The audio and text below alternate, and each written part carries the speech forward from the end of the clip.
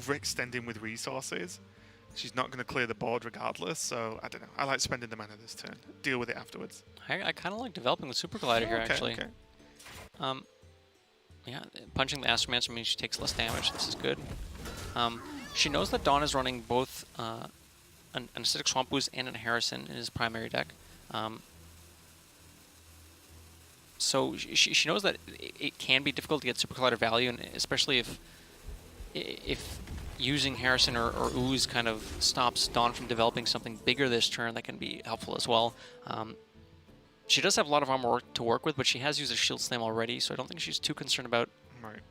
I mean, obviously having more health is good, but I don't think it's that imperative she stays at the highest possible armor total just yet. And this way she does get to keep her Harrison on board again, continuing the pressure. That's true. The longer you could... I mean, you don't... Obviously playing just... Finding multiple turns to play Boom is good because it's 7 mana, and obviously it doesn't do anything other than, you know, this Battle Cry, but that turn it's not doing a whole lot by itself. I do like her decision to just stay on the board instead.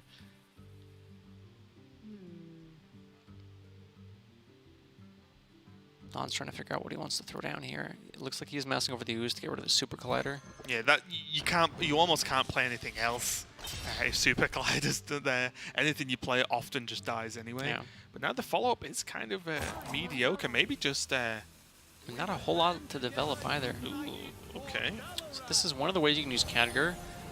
It's not only just Unconscious Calling, you can summon multiple mirror images here. And using the Khadgar plus mirror images, spending 3 mana, developing 5 things on board, which makes the Sea Giant cheaper. Oh. And on demand, Patra can just BGH this Giant all the way home. And this is... It's just a highlight of this deck as well. Like, that might not have been the most obvious turn in the world to most people from Dawn, but it's powerful because you've just activated a Sea Giant from nowhere, which is insane. Like, we said that Sea Giants were the hard cards to play in this matchup if you were keeping them. But Dawn made it look a little bit easier, but now Patra with the BGH, nice answer, and Patra's not in a big rush to finish this game either, so these mirror images aren't really a huge threat right now. She chooses to armor instead of quitting at the Militia Commander. I wonder if she might have wanted to do that instead, just push even more onto the board. Because again, Dawn doesn't have removal. He's not running Flame Strikes. He's not running, you know, anything other than Ray of Frost, which is kind of single target and not an efficient way to clear minions. But she opts to just take some more armor. She's not under a lot of pressure. Perhaps she just doesn't want to throw out the Militia Commander. This could also be signaling to Dawn, perhaps, that, oh, maybe I have a Brawl. I don't want to kill that many mirror images. Let's commit more to the board from you. This turn is sick. This turn is pretty cool. I completely agree with what you've said, but this turn is sick. No, it is. Ray of Frost, Evocation, Cyclone. Haha, I think is the correct term. So sometimes in this matchup, you want to wait as long as possible to get more than just 3 fireballs. The thing is, Patra's been answering... Oh my goodness. Yeah, and so you get more than 3 fireballs, Language Hacker. Okay, I mean, sorry, I didn't know it was in the box. I'm sorry. But Patra's been answering every threat that Dawn's been presenting, so Dawn's just saying, I can't wait forever and just get more fireballs. She's just going to get out of control. She's already winning boards, so let me do something now that'll let me actually, you know, take control of the board. And the Antonidas lets him do just that. And it's still not an answer to Antonidas. I think, yeah, Dawn was shaking his head there, but he'll be happy to see when this turn is over that his Antonidas is still on the board. Fireball, ping 2 fireballs. Sigh of relief, something finally sticks, and this is quite a big payoff to stick, right? Every turn you can just launch 2 fireballs, if she so chooses. So there's 20 damage this turn, and the hand doesn't change. Right? This is why Antonidas is a good tech card in this matchup. Against other decks, sometimes you don't have the time to play it because it's not very defensive, but against Warrior, hide behind a few mirror images, they don't have a Brawl. Haha. Yeah, Patra's done a good job of just gaining a ton of armor, but this is almost half of Patra's health this turn.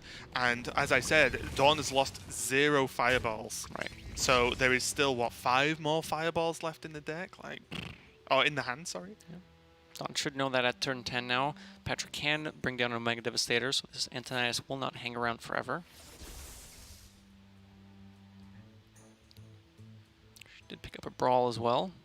Probably not what she's going to use now. Yeah. And Dawn nods. It's like you expect this play by turn 10, and there's so many cards she's not played for a while. I have not once played an Antonidas against Warrior and had it live for you know, bounce back to my turn and find it again on the board. So So Don's a lucky guy then. yeah, doesn't happen very often. You take those. Exactly. I think is the correct saying. Yeah. That's what the kids are saying. Yeah, that's what the cool kids. This would be a good time for a man I think I've heard Zalay and Ike say that more than anyone else in my life. So Patra has some options here. She can just use the Dynomatic to clear everything on the board. It only lets her push 1 damage, but maybe she thinks she wants to be more aggressive. Alternatively, she can develop these Eternium Rovers, which, in combination with the Warpath, which she doesn't have in her hand yet, could get her out of range of all these fireballs. I mean, 5 fireballs is what, 30 damage? She's technically out of range now, but I'm just interested. Honestly, I would have just snapped Dynomatic there. There was 5 health on board, and you could have pushed with the minions. well, Dynomatic can also help you clear the next thing that Dawn develops. That's true. That's true. It's I think it's just honestly a difference in playstyle. But all I saw then was like what 6 damage to face. It was just been 1. The Omega Devastator only had Rush. Oh, sorry, Rush, of course. Okay, I take it all back. I'm an idiot. Nope, you're completely right. The Rush changed everything. Dawn recognizing here that he can't just go face. He does need to clean up these rovers. The threat of Warpath is too big.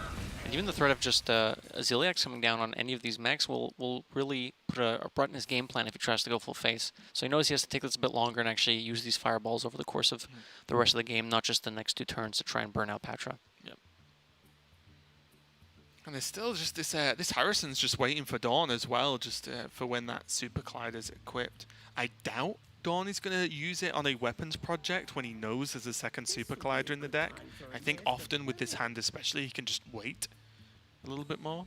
It depends how the game plays out. I mean, if he thinks he's taking it to fatigue, I suppose he can wait for the Super Collider, but if he thinks he's giving Patra too much time to find the rest of her tech cards, he might just play it on anything to get it to get value. The problem is I don't know if he can win if he lets a Super Collider swing 3 times.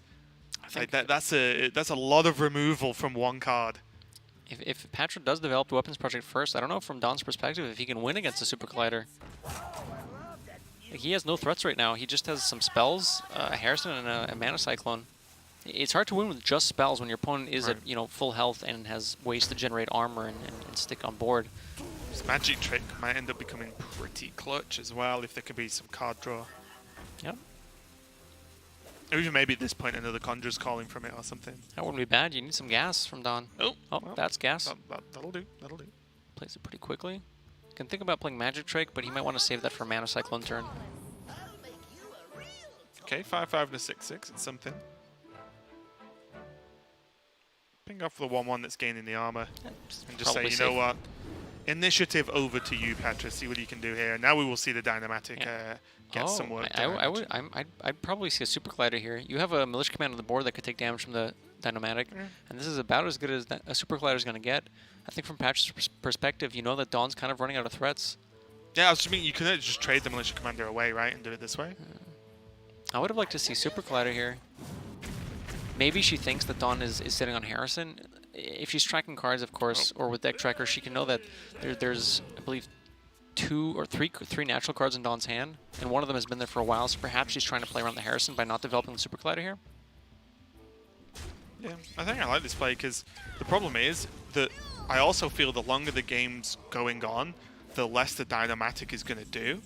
Whereas the Super Collider is always getting work done, because if it's not getting work done, then Dawn has no threats, and then you're winning anyway. Whereas the Dynomatic, you know, say Dawn makes a big board of Giants, well, cool, 5 random damage, it doesn't do enough. Whereas on that board, it just about, with the help of the Hero Power and a trade, did the job. So I do like this overall. Discovering an Arcane Intellect off the Magic Trick, let him... Ooh, okay. Alright. He's getting there. He's on 10 cards. Plays the Mirror Image so that he doesn't burn a card from his deck. Hero Power Dynomatic will clean up this board if Patra chooses to do that. Lets her push 7. It might not, right? Because the Town Crier, right. I mean, it's still likely to just get the job done anyway. I'm not saying... Yeah, I'm not having... It's just a Worgen mech. Oh. But yeah, it's still plenty doable. I wouldn't be too upset to see that from Patra. Again, I do kind of like playing the mind games of just almost forever holding the Collider. Waiting until the point where the second giant does come down, yeah? Yeah, because if okay, if both players don't play those things, so the Collider or a wave of big threats, then Patra wins, right? Right. Like that, so she can just wait all day for this second Super Collider and just sit there. Dawn has to play a threat or he will lose. Yeah. And then when he does play threats, then you at least get one really valuable swing out of that Super Collider for Patra. Oh, and now double giant. Magic Trick first. See what's in the box. I think he was trying to find another Conjurer's Calling here. Didn't quite find it. Nova, not the end of the world. Nova might be the pick. I Spear I could buy you some more health, but I think you need to prevent Patra from using the minions on board. Nova Giant. I love this as well. Playing the Sea Giant while it's playable with that Nova, Right. and saying, well, guess what? My Mountain Giant's going to be cheap next turn anyway, so it's not really a problem. And also, playing around Super Glide. So far, no clear way to deal with the There you go. That'll work. saving the coin for Coin Bulldozer. It's pretty solid. And again, this mage deck can do some wacky things. It cannot really deal with a wide board. Look at Dawn's face. Oh, It's boy. like, come on. Discover Bulldozer coin play trade. But he's probably smiling back again now. His Mountain Giant into the Conjurer's Calling. Well, we'll He's see if it's enough. He looking knows that pretty good. Patra only has 9 cards left in her deck. It's very likely she has something that can help her answer this board. And these are all the Conjurer's Calling. Ooh. Brawl and Shield Slam means that you are guaranteed a clear at worst. At This is best. lethal. Oh wait, there's just enough damage, right? Yeah, 18. Oh, what am I talking? I complete look. Bulldozer is not a card that is often knocking about Yeah. and doesn't often get a second attack. That's true. But the damage from Bulldozer is just going to clean this game up. I was trying to look at defensive options because Patra.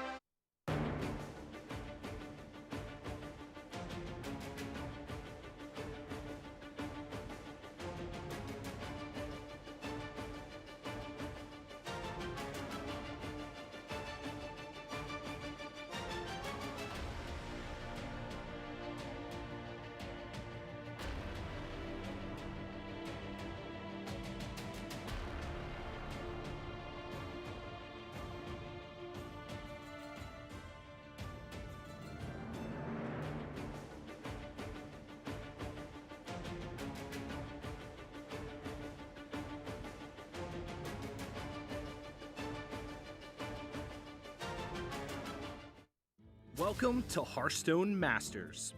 Today, we're going to share one of the biggest changes coming to Hearthstone in 2019, an entirely new competitive format called Specialist.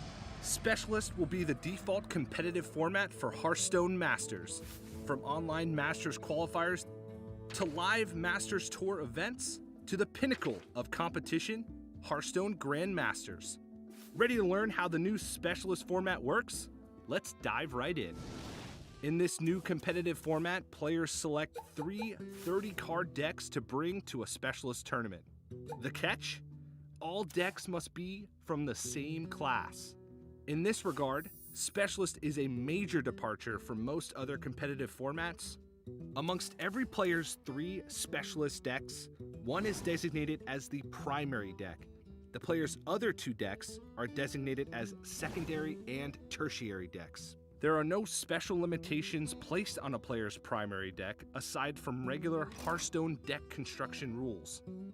However, a player's secondary and tertiary decks must share at least 25 cards in common with their primary deck. In other words, secondary and tertiary decks must mirror the primary deck with up to 5 cards swapped out. It is important to point out that duplicate cards count when comparing to a primary deck. For example, if you want to include 2 copies of Twilight Drake in your secondary deck, and there are no copies of Twilight Drake in your primary deck, then you must spend 2 swaps to include both cards. Unique or not, if a card isn't in your primary deck, it counts towards the 5-card difference limit. A player's primary deck is important for another reason. Whenever a new match starts, both its players must begin by piloting their primary deck. Only after the first game concludes can you choose to swap into your secondary or tertiary deck. You do not announce which of your decks you will be using in the next game, and you do not have to swap. After every game, this process repeats, allowing players to swap or stay until the match concludes. Importantly, you can swap to any of your decks between games, primary, secondary, or tertiary, including returning to your primary deck if you have previously swapped out of it. And those are all the rules for Specialists, Hearthstone's new official competitive format. So what are you waiting for?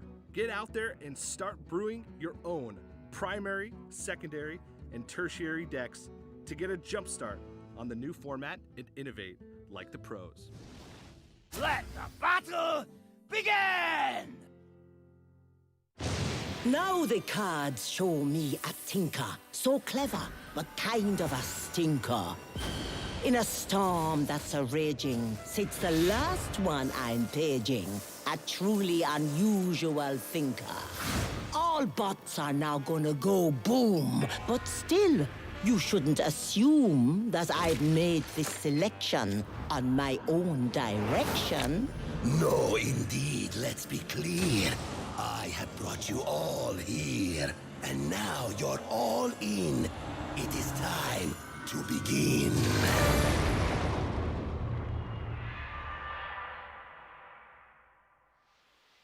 It's the Asia Pacific Grandmasters here, and it's the third day of the first weekend. So the final day for now, and for this week, and for these players' submissions, we've got Dawn versus Patra, and it's all even 1-1. And I believe both players are sticking to what they played in the previous game. So it's going to be Dawn on this primary deck, the deck we've seen him play every game so far, and Patra on this tertiary deck, which is basically built to beat these mages. So who do you think's got it now that we know which versions they're still playing? Do you think Patra's just got the advantage here? I think after last game, I might have to say that the warrior with all these techs might be able to come out on top against the mage. Yeah, we see all the removals. Just a small note, just to give you an update on the text. It's double BGH and extra execute, which sums up to 2 in Patra's list now. And for me, most importantly, double super collider is just the biggest of deals. Don kept a few cards in his opening hand. Mountain Giant, obviously one of the cards you want early on against lots of decks, but primarily warrior. Patra drawing some early removal. With this Town Crier paired together, she might be able to deal with the at least the first half of a Giant, depending on whether or not Don chooses to save the Giant until he can Conjurer's Calling it on the same turn, or if he wants to just play it out on the curve. Also, as well, you got to say, just already this execute just being available along with the Dynomatic and double Militia Commander means that, you know, there's so much that Patra can do proactively, and being able to just deal with anything that Dawn chucks onto the board means that these minions just being on the board are frustrating because they can activate the execute already without requiring something else. I think Dawn playing out this Apprentice is kind of a nod to the executes that Patra has in her deck. This Town Crier being left on board means that an execute will be able to clean something up. So playing out the Apprentice here, even without getting that much value off of it, because next turn he can't do that much other than save Arcane Intellect. Yep.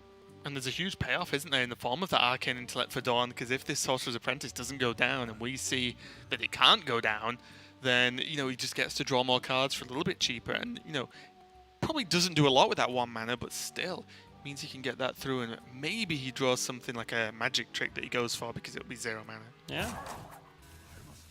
There's some pretty big high rolls he can hit off of the Arcane Intellect. If he happens to hit Elemental Evocation and Cyclone, that'd be pretty powerful. Yeah, exactly. He could draw like either way in a group of Elemental Evocation, Cyclone, and just any other spells would really be good for the turn. Start off with the Intellect, see what happens. Also, just most importantly, makes his Mountain Giant cheaper. I think we're going to see that being it. Saving coins so that you can actually play Giant Coin Conjure Calling on 5 I think is kind of important because it gets out the threat early. I'm curious to see if he's going to trade into the Town Crier to prevent a future execute from coming out, or if he wants to chip away this armor to I think you trade, right? Yeah. Because everything that Patra's realistically going to do this turn would only be a benefit if you traded. Right. If there's a militia commander, if there's anything, well, you know there's not much else because nothing was played the previous turn, so there's no answer last turn. And even if there's a on-curve or Mega Devastator, well, you'd still rather trade a minion the Sorcerer's lives anyway, and so on. So, yeah, nice. Small things, but good things from Dawn.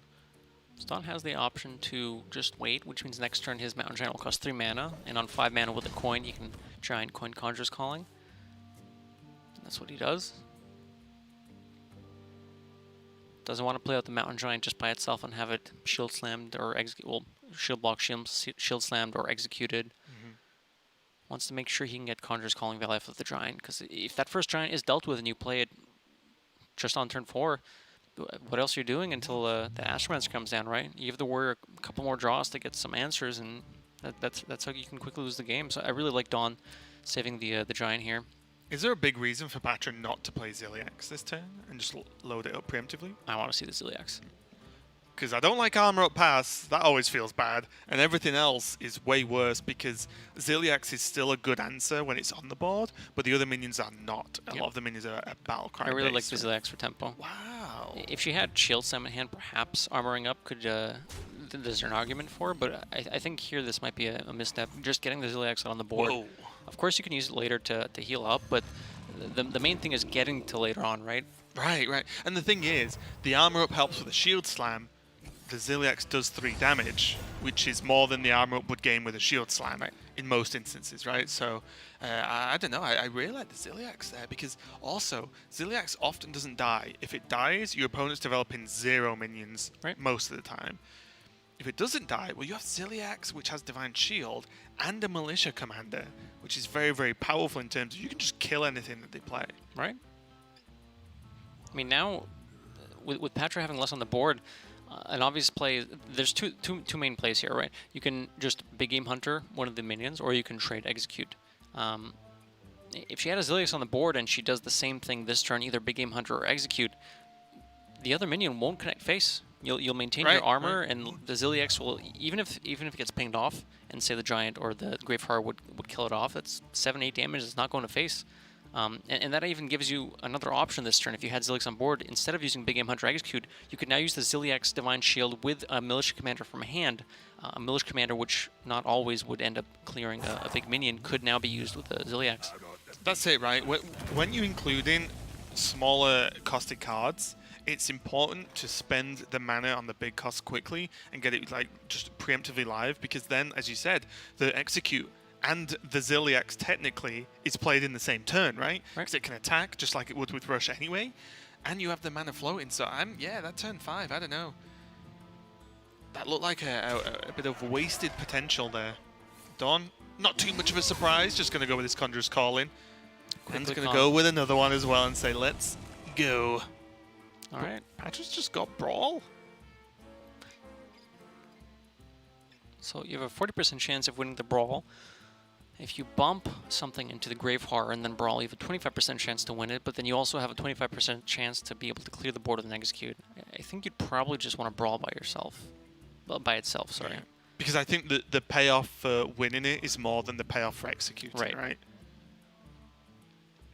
The thing is, you do know that Dawn has... Dawn used 2 Conjurer's Callings this turn. One was the second half of the first one he used, and the second one was the first half of the second Conjurer's Calling. So Patra knows that there's another Conjurer's Calling in hand. So she has to decide if she wants to take a bigger risk with the Brawl to just win it out and say, all right, I don't want you to... I want to try to win the Brawl. Or she can hedge a little bit and say, all right, even if I don't win the Brawl here, there's a chance I can still Execute and prevent you from Conjurer's Calling something. But I do think Brawl is the correct play here, and Patra agrees. Okay. And there you go. The payoff's there, and Dawn shaking her head as he's just seeing that, yes, he did actually lose the Brawl. Patrick gets to push 4, which might not be the most mind-blowing thing in the world, but most importantly, the high attack of the Big Game Hunter means that it's easier to trade off against other minions next turn. Patrick's got like an extra form of removal because this BGH lived, and I think that's like the 3rd or 4th Geppetto we've seen from summons. Deja vu. Yeah. And now what's the play going to be this time? Well, she has options. Executing either of these really isn't what you want to be doing. can use one of the Militia Command. You can use the Militia Commander from hand to clear up the Astromancer if she chooses. She can go Dinomatic Execute. Perhaps using Execute here is fine. You do know that there's another Conjurer's Calling in hand, so preventing an 8-drop from being generated here is probably just good. Yeah, one, there's 2 executes in hand, but also if you held the execute, then you're going to just need to play it next turn anyway, Right. but it's worse because there's more minions. So this is just a clean kill. I do like this quite a lot. But now though, Invocation's there, Sorcerer's Apprentice there. Dawn's just 1 mana Cyclone away from a good time right now. So Don does have the option to just go Giant, use the last Conjurer's Calling naturally in his deck. Perhaps we'll see more later on with Magic Tricks or Cyclones. But this is a huge hurdle point, right? Yeah. The Giants are gone, apart from these 2 on board, if they're Right. cleared. The Giants are gone, base Conjurer's Callings are gone. There's also 1 Astromancer gone, and there is still a lot of removal left in Patra's deck. It's kind of insane. There's the 1 BGH, there's the Execute in hand, and 2 Super Colliders left. And there's still Dr. Boom, Omega Devastators, the usual package as well. I mean, that's the thing with Warrior in these techs. If you can make it to, and that's why Big Game Hunter is a big thing, because it helps you get to turn 10, at which point you can actually use the Devastators already in your deck, and then you just have so Right. many answers. There are 2 Sea Giants left for Dawn, but those are a bit trickier to use. One of the main reasons why the Conjure Mage is so powerful is that the mana cost at which it uses these big threats, right? This 12 mana Giant is actually 3 or 4 mana often when you're playing it against Warrior. The Sea Giants, if you spend 10 mana on it, it's a bit more fair. The Warrior has, another 10 mana to try and deal with it. But when It's more like a you go, I go thing, right? Yeah, but with Mountain Giant, it's like, I'm going to spend 3 mana on 8/8. Your turn. Seems good. Did you play Hearthstone from the very beginning, from like beta? Just outside of beta. Do you remember the Twilight Drake? Yeah. Was plus attack Yeah, and plus health. Twilight Drake was huge. Oh, that was abs. Imagine if Blizzard printed a card like that now. People would go nuts. But yeah, there's a cheap card that was actually better than Mountain Giant in most instances. Yeah. Okay. Don has seen a brawl, so using the images here to block Super Collider and also letting him to develop the other Sea Giant. Ooh. Okay. Again, very important, as you said, to play around Super Collider, but honestly, Brawl Ziliax is just It's not fine. bad. It's not, depending on what lives, of course. If one of the Giant lives, you're kind of sad that the Brawl ended up that way. Petra needs to decide if she thinks this is worth a Brawl. And she does. She's probably just counting the threats left in Dawn's deck and thinking, well, both Conjurer's Callings are both Conjurer's Callings are gone. If I just deal with this board, there's not that much left you can do. There's also, you could just roll for Devastator, right? Yeah. Ooh, Heckle. That could. Is Heckle? Oh, Antonidas, right? Yeah. Is that the? Maybe we pass on Yeah, the I Heckle think- bot I this think turn so. and say I'll take the 8 on the noggin. But I did like the brawl there because I agree with what you were halfway through that with the Giants potentially gone. Yep. There's like 1 Astromancer Sea Giant all gone. The Conjurer's Callings are gone. There's not much Patra only left has to to brawl. survive through an Antonidas, which outside of previous game is actually hard to get that many fireballs off. You normally get 1 to 2. Right. So he has to survive Antonidas and like maybe 1 more big board, and that's it. And then Actually, there's literally nothing left. often you get much more than 1 or 2, depending on how the games play out. If Antonidas is in your hand early, you can try to plan it out and save Ray of Frost and stuff. Yeah, I feel like on average you've normally done that, but you've normally done a big spell turn. Right. Unless you to have set up literally before. Antonidas early. So I feel like normally you have the big spell turn, and then the spells aren't always low enough cost. So I feel like, say, 2 is a reasonable average for Antonidas turns, unless you're purposely saving tons of spells. Which then, of course, you can go nutty if you just Antonidas, Sorcerer's Apprentice, go. Right. I think that's what we're going to see Dawn head towards throughout the rest of this game. Oh, okay. He does have an Astromancer left he could use for as threats. He knows both Brawls are gone, so he has to consider what's left for removal, right? There's an Execute left, there's a couple Warpaths, which don't quite clear this board. There are 2 Shield Slams left. We haven't seen any of those, but Patra does not have enough armor to work with. With the Dr. Boom draw, if she had a Shield Slam, she could remove this Giant, but it's just not there. I think you go for Omega. Omega, what am I talking about? Dynomatic. And try to hit the 1 damage on the one I think you do. damage needs to hit, and you have 5, and there's 4 minions, and also 2 of the minions have 2 health. Right. So the chance on them dying obviously greatly increases the chance on the final the final hits hitting the giant. So I think you've got to make that play, because otherwise you are taking a big hit. Agreed. You can't take too much damage. She's dealt with a lot of threats, but you need to make sure that when you finish dealing with all of them, you have more than 12, 15 health to work with, because fireballs. Oh, first one. Perfect.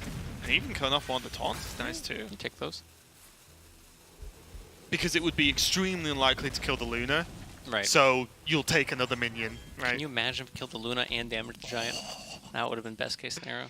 Yeah, that Dynamatic's not got bombs, it's got a sniper rifle. Giant, tempting to play because it draws you a card here, but it's a little too expensive. I think Dawn wants to become the Archmage for just a second. Well, the thing is, this turn signals to Dawn, okay, I'm going in right now. Both executes have been used from Patra, so it's going to be very difficult for her to deal with this Antonidas. And she's not, got crazy amounts of health to work with. So fireballs by themselves are just going to probably close out this game. Depends what Patra's drawing. If she happens to be able to draw a Shield Slap, she does have an answer for the Antonidas with a Dr. Boom in hand. This Ray of Frost was actually pretty clutch as well, right? On your own mirror image? Or on the no, Dynamatic? on the Dynamatic. Because otherwise there was the trade into the 0-1 Super Clyde Ziliax Right. to actually deal with the Antonidas. Mm-hmm. Oh, Shield Slam now though. Yeah. Hero Power Boom Shield Slam. That was pretty draw. sick draw actually. Deals with a Shield Slam. Fortunately, that does spend all of her mana this turn, and there is still an Apprentice and a Luna on the board. 3 Fireballs can be launched. That's 18 damage with 5 left on board, 23. So there's 9 off lethal. There is still a Ziliax in the deck or in hand, so Dawn knows that. He has to consider whether or how to kind of dance around that, because if you leave the Dynamatic up and you get Ziliax, that can kind of be a problem. Also, as well, a benefit for Patra is she can actually Hecklebot now that she knows Antonidas is gone. Right. And Ziliax as well. That's quite a large mech. Yeah, and also just 6 health on demand, but it's just no... Maybe some sweet, sweet justice for Dawn is now he has the Bulldozer instead of Patra, and that might just be enough to push him over the edge. There's no way to take the shield off.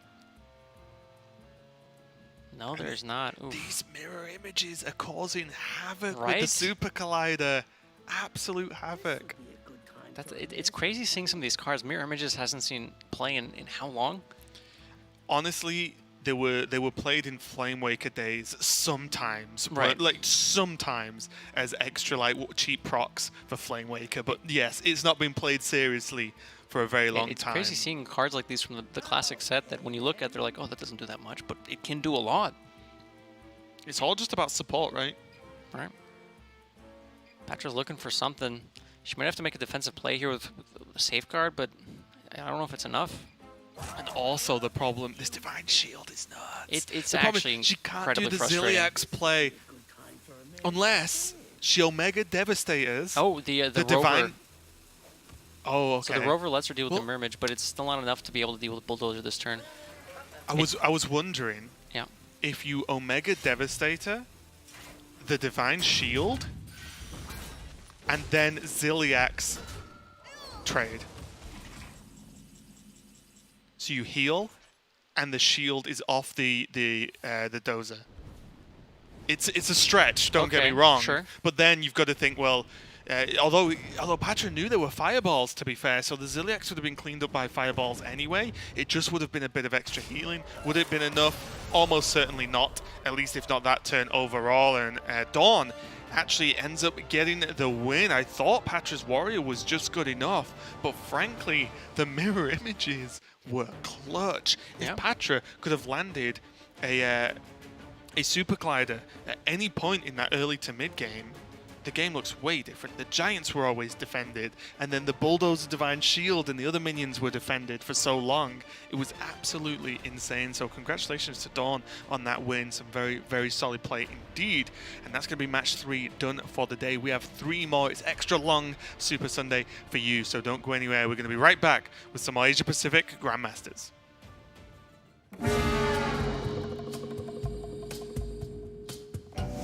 Hi there. My name is Chad Nervig, and I'm an initial designer on the Hearthstone team. I'm here to talk to you about the devious mechanics coming in the next Hearthstone expansion, Rise of Shadows. Specifically, let's talk about the Rise of Evil.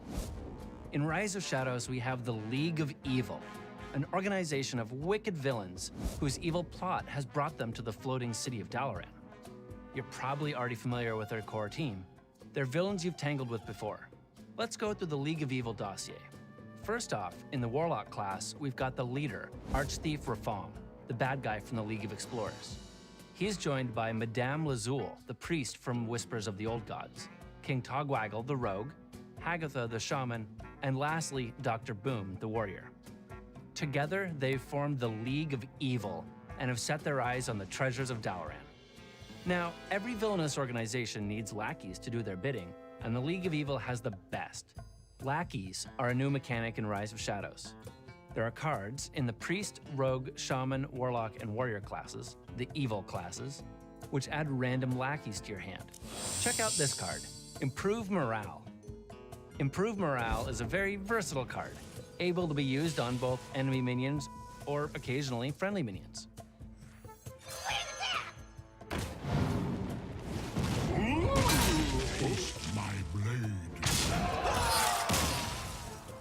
There are 5 potential lackeys you'll receive. They're 1 mana, 1/1 minions with useful battle cries. We designed them to be valuable in most situations and occasionally awesome in the right situation. Lackeys don't stop here either. This is a year-long mechanic, so look forward to more lackeys and more cards that generate them. But lackeys alone aren't enough for world domination. They bring the manpower, but you also need a goal, a direction. Being evil isn't just sitting around. You've got to have big plans. Each villain in Rise of Shadows has an evil scheme. Schemes are spells with incredible potential, but you can't just rush into an evil scheme. You've got to take your time and think it through. That's why schemes start out weak, but their effects improve every turn that they remain in your hand. Take Rafaam's scheme. It might not look like much at first, but wait it out and it becomes a lot more powerful. So plan your moves carefully. Rafaam's scheme is effectively limited by how many available board spaces you have, but other schemes have no cap. During the development of Rise of Shadows, we experimented with many different mechanics before finally landing on what we know today as lackeys and schemes. Lackeys used to be called Evil Zugs. Before that, they were named Marks of Evil and were a currency that were generated by some cards and spent by other cards. We found that the requirement to draw both pieces in a proper ratio made them unreliable and not as fun. So we turned the currency into the payoff itself, similar to spare parts from Goblins vs. Gnomes. Schemes used to be spells with random additional effects or with additional discovered effects. The concept was to make an adapt-like mechanic for spells, but it proved challenging to find interesting bonus effects that worked on any spell, and also make interesting spells that worked with those bonus effects. As you've probably already guessed, the villains we'll meet in Rise of Shadows will be back in new different forms. But I have one more exciting set of cards to share with you today. Callback cards. Each evil villain has brought a card with them that harkens back to the set they were originally from. Each of these reuses a previous mechanic. We've already revealed Madame Lazul's callback card, Forbidden Words, which is a throwback to the forbidden cards from Whispers of the Old Gods. Now, let's see what Dr. Boom is bringing to the Rise of Shadows. A new Omega card, Omega Devastator. Like the other Omega cards from the Boomsday Project, it has reasonable stats on its own, but it does something incredible in the late game. It's a great throwback for Dr. Boom. I hope you've enjoyed this introduction to the League of Evil. Talking about them does make me wonder what exactly their grand plans are. Our evil plan comes together! The cards see a heart that is stony, and a totem that's all kinda bony. This witch in such danger will soon be no stranger, 'cause she's gonna be our new crony.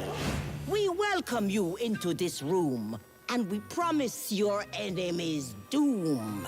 Just one more who's coming. The last one I summon is a fella who makes things go boom.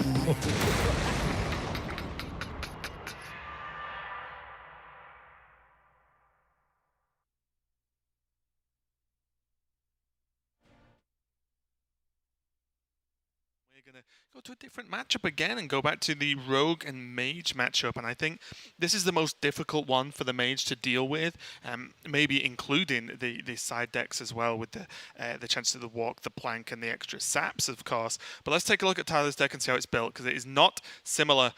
Sorry, it is similar, but it does have its differences to the deck we just saw from Dawn. Mainly just these Frost Novas and Mind Control techs are the big deal for me, and no Archmage Antonidas, but it does have the Rabble Bouncers, so you can see right now where if you were going against Warrior, you want to play Dawn's list. If you're going against Rogue, you want to play Tyler's list. So you see the difference in the actual primary deck, and I think this is the class right now that has the most variation in what people are bringing initially. Yeah, the Cyclo Mage that Tyler's bringing with the Frost Novas in the main list, it helps against Rogue, but it also helps a lot in the mirror. Oftentimes, if you end up being behind, the Frost Novas just let you stall out the board, and even with 1 or 2 threats, let you just come back in the game, and this can be used as well against Rogue. The Mind Control tech, also very good against Rogue when the Rogue happens to go wide after Ethereal Lackey, after the Miscreen comes down, and all the Lackeys are generated. Yeah, and also just a side note, you can see in the top right of the screen, and when we look at these deck lists, there are QR codes that you can use, and they do work, I promise. So make sure to give that a try if you like to. But let's just take a look at Glory's Rogue list and just see if there's anything that stands out. To me, it looks fairly straightforward. There's none of the extreme late game of Tog or Nomi in there, but I also don't think you particularly want it versus Mage as well. So I think Glory, especially with the double Deadly Poison, double deck hand, has a relatively solid list here. Right. Notably, there's no Captain Greenskin, and there is 1 sap, which most players are opting to have 1 of in their main list. Seems good for Glory. We'll probably see him switching to one of his other lists for the second or third games, but this is a good start against Mage. Yep, also just a small side reward for the benefit of only running 1 weapon removal in your initial deck is that, you know, if you do run into Mage, well, great, because it's the minimum that people are running. Like, there aren't really anyone running 0 in their primary deck because the threat of Rogue and Warrior is just too high, at least for week 1 of Grandmasters. So Glory there, you know, taking some edge away from mirror matches, but gaining it back in the fact that he has to play against Tyler on his Mage. So again, I think both players have good lists for the matchup. I think it's going to be a close one. And as I feel may well be a theme of Grandmasters, it is maybe more impactful than people thought, but it might come down to, does the counter deck beat the counter deck? You know, who's built it that little bit better? And I think that's going to be maybe just more impactful than the general person who had maybe played or watched a lot of specialists as thought so far. Yeah, definitely agree. I mean, we were talking about the win rates earlier. Everything's been really, really close across all three classes. So any little advantage you can get can really make the difference. Yeah, and we touched on it a little bit earlier, but it's the big deals. You see the players just getting ready there, that we're talking a lot about, does your counter deck beat your opponent's counter deck for you? Well, this is because you can bring effectively 3 lists, and there's a triforce of classes and archetypes in this week's Grandmasters. Next week, the players can resubmit, and that means, well, suddenly, if the second there's 4 classes or 5, it means that you can't just very reliably have a counter mage, counter warrior, play rogue done style. You do have to just mix it up a little bit, I think. But let's go into the game as the players are ready. They're already doing their mulligans. Tyler on the mage has some kind of hot beverage. I'm already interested as to what it is. Is it just tea? Is it not? We'll maybe never find out. I'm going to ask. But Glory also on the rogue there. Let's break down these opening hands for us. All right, Glory on the coin decided to keep Edwin and a raiding party. Got another one back in the opening hand as well. Tyler full tossing everything, probably to try to find card draw to help him get more of the tools he needs against rogue. Okay, well, not looking too great for Tyler so far based on the opening hand. We've seen a double Astromancer opening before this weekend, and it was not fantastic. Yeah, Astromancer not the card you want against rogue. It's in there for warrior and sometimes the mirror. Yeah. Not to say that it can't be used against rogue as well. Sometimes you can get something really crazy. You've just got to get there first. Yeah, exactly. Turn 7's quite a bit of ways.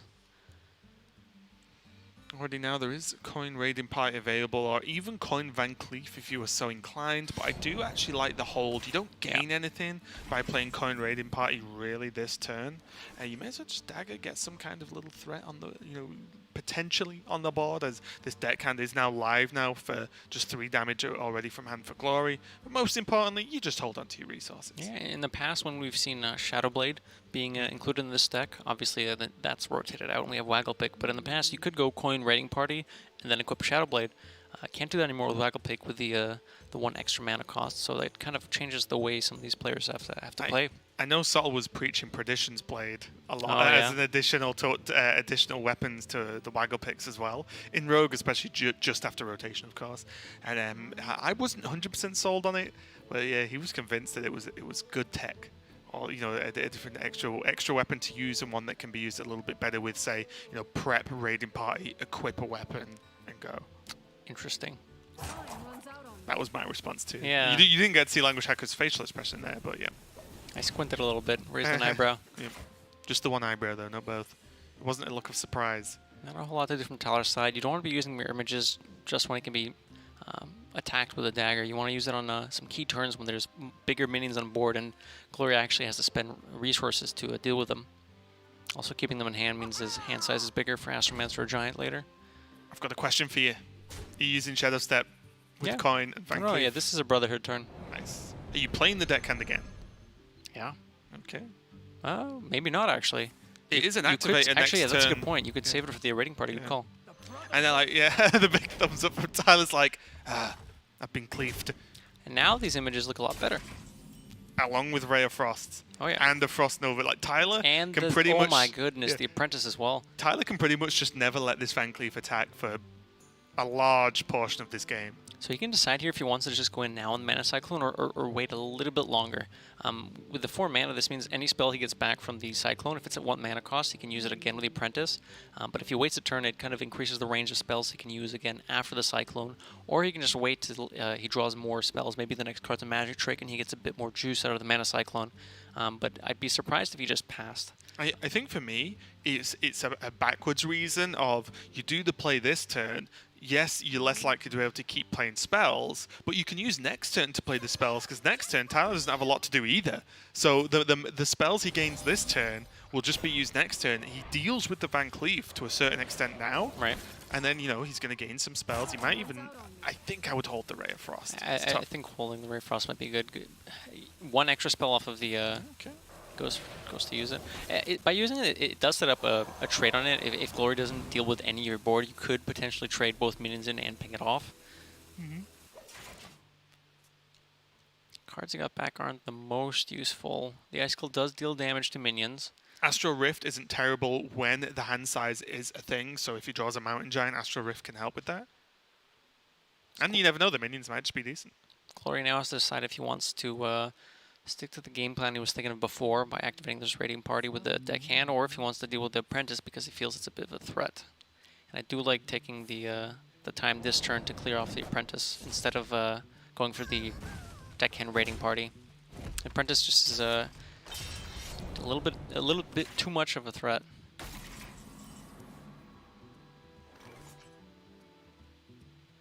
Not going to help too much this turn. So Tyler does have a clear on the Edwin if he wants to do it. Icicle, Shooting Star, Ping. It's 5 mana. 5 mana. That's 4 damage. Plus the Cyclone on board lets him clean up the Edwin.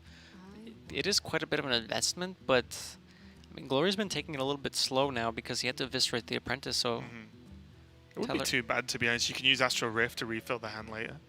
I'm just kind of scared. I mean, Tyler also knows there's a deckhand in Glory's hand, right? If he doesn't deal with the Edwin, Glory could swing at the 0 with his weapon, South Sea deckhand the image down, and that Edwin will connect face. That's true. So I don't know if I like the Astral Rift from Tyler here.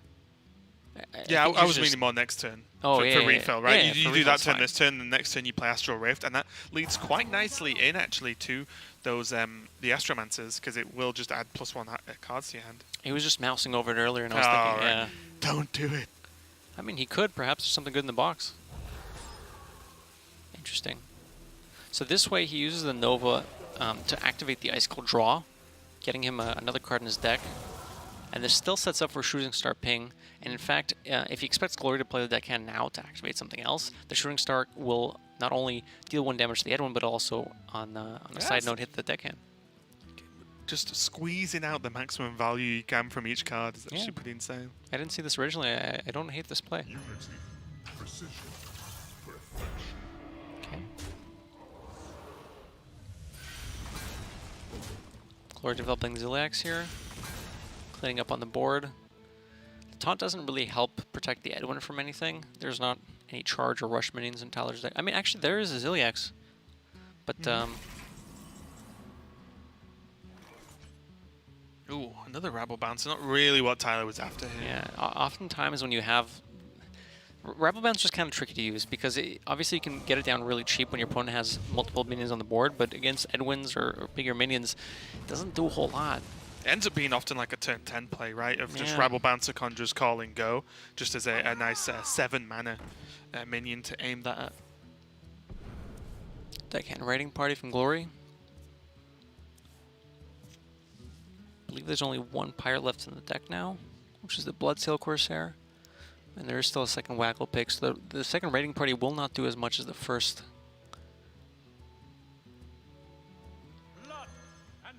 Blood and Plunder. Glory pushing for board. This does make the Rebel Bouncer a bit cheaper for Tyler, but it doesn't quite line up super nicely with the board. It does. It could eat up a Ziliax in the deckhand, trading into it. Ooh, Ray of Frost might change things. Astromancer I feel is a bit too slow. I don't think you want to take 8 damage. That's probably going to be more than 8 damage. You know there's Waggle pick in hand out too. Could be double Ray of Frost with the Mountain Giant. Not in that order, of course. Right. Could also go Astral Rift, Rabble Bouncer, and then just one Ray of Frost. Try to get used to these Rabble Bouncers. Adding some cards to your hand with the Astral Rift, making the Giant cheaper. Although you don't have the Conjurer's Calling yet.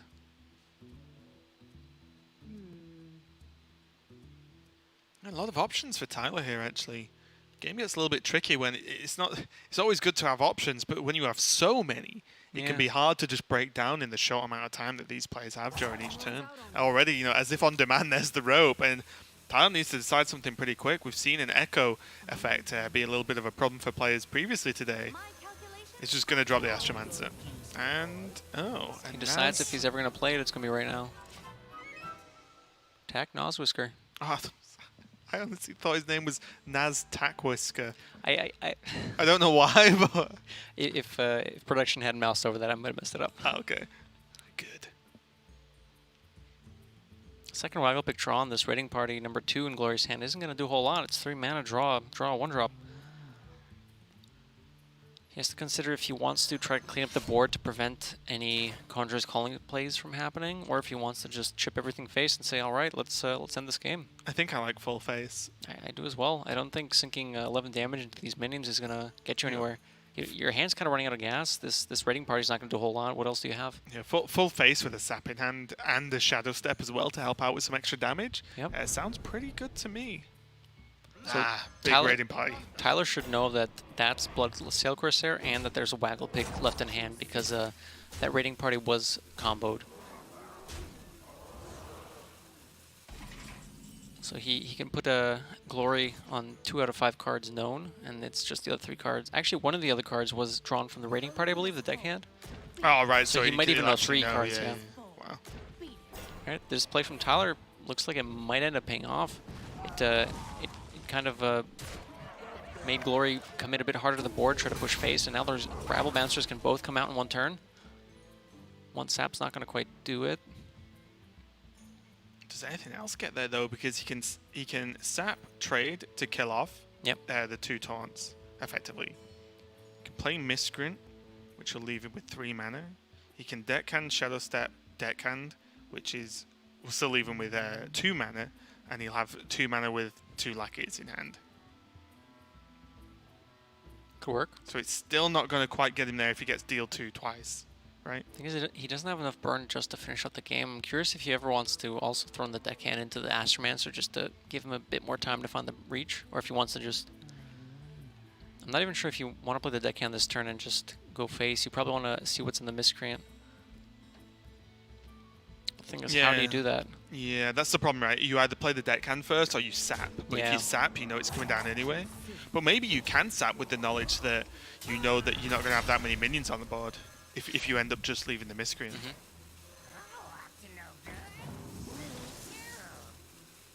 Oh, Okay. deal 2 and +1. It's not That bad. +1, that +1 and rush can go on the deckhand for just +1 damage. You know, just straight off because of the charge. And it's still sad. Glory draws something a bit bigger. He can also rush that into the Rebel Bouncer so that other things can go face. Tyler finds the second Nova. This is an interesting turn.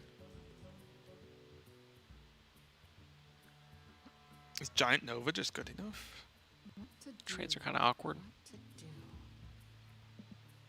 Just wondering if you put the 5-2 into the 3-3 and then just push the 6-3 face. Yeah. Because the Giant is just, you know, Tyler needs to make a play that actually ends this game because he's going to get chipped away pretty quickly. The thing is, I wonder if he's thinking about the one sap in Glory's deck. 'Cause if you make that play, you don't freeze the waggle pick, right? If there happens to be a sap, you know there's a pirate in hand, probably a deckhand. I mean, it has to be a deckhand. He's seen all the other pirates. So that's 6 damage if there's a sap in hand. The problem is, so what? That's the same anyway, Actually, right? yeah, you still have. Yeah, that's it. Unless he can, I don't even know how he can stop that. He would have to cyclone into a frostbolt, right? True. So outside of that, Or an image. Yeah, make the strongest turn you can and go. No, that makes sense. Vape, not bad. Yeah, this is just the most offensive play you can make, and if a sap's there, well, the sap's there, and that's just the way it is. Oh, is this sap even enough? 4, Yeah. 6, 7. Yeah, with a shadow it is step on just the enough. deckhand. And Tyler, although he managed to just fight back versus that early massive Van Cleef, it still wasn't enough, and Glory just gets the job done. Tyler never really had the big blowout turn of multiple giants on board that Glory had to answer. And that was the big problem there with just the double rabble bounces being played. When one can be killed, one can be ignored for now, and then the sap comes down. I think it was just too much for Tyler. Not much he could have done there, I don't think. That's sometimes I find the Rebel Bouncers a bit awkward to use because they do come down when obviously you're behind on board a little bit because you need it to be cheap enough for your opponent has to have minions, but it just doesn't feel like it does enough when you don't have other cards to be paired with. Yeah, and also when a deck can afford to not go super wide, it's like Rabble Bouncer versus Zoo, Token Druid, fantastic. Great. But when it's against Rogue, where they can actually just beat you up with a couple of minions, it gets much, much more trickier to play. But that is just game number 1, and the question is, what are the players going to switch to? And, you know, is it going to be good enough? We're going to find out after this break. Don't go anywhere.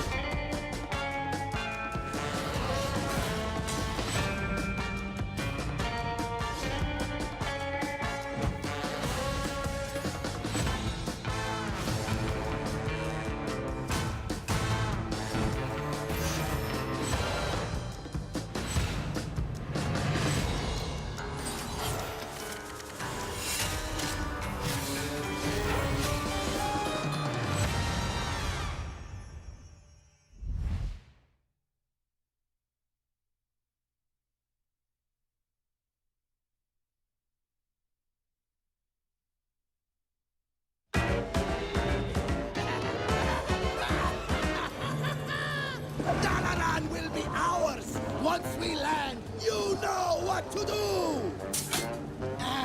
No we don't. You didn't tell us to play it. I didn't think I had to. It's perfectly obvious. Bank! I am to be robbing the bank! I take henchmen for vault smashing and shiny stealing! Plan is obvious! It's a start, yes, but... You won't get a single coin unless you take care of the city's guards.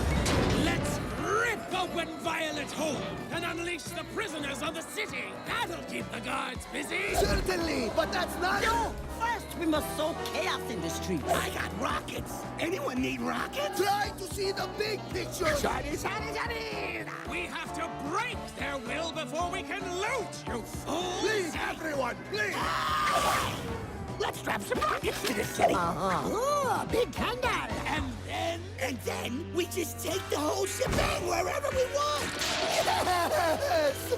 Finally, you're exactly right! Seriously? That's dumb. Ah, weak candle. Just wait till second gear kicks in.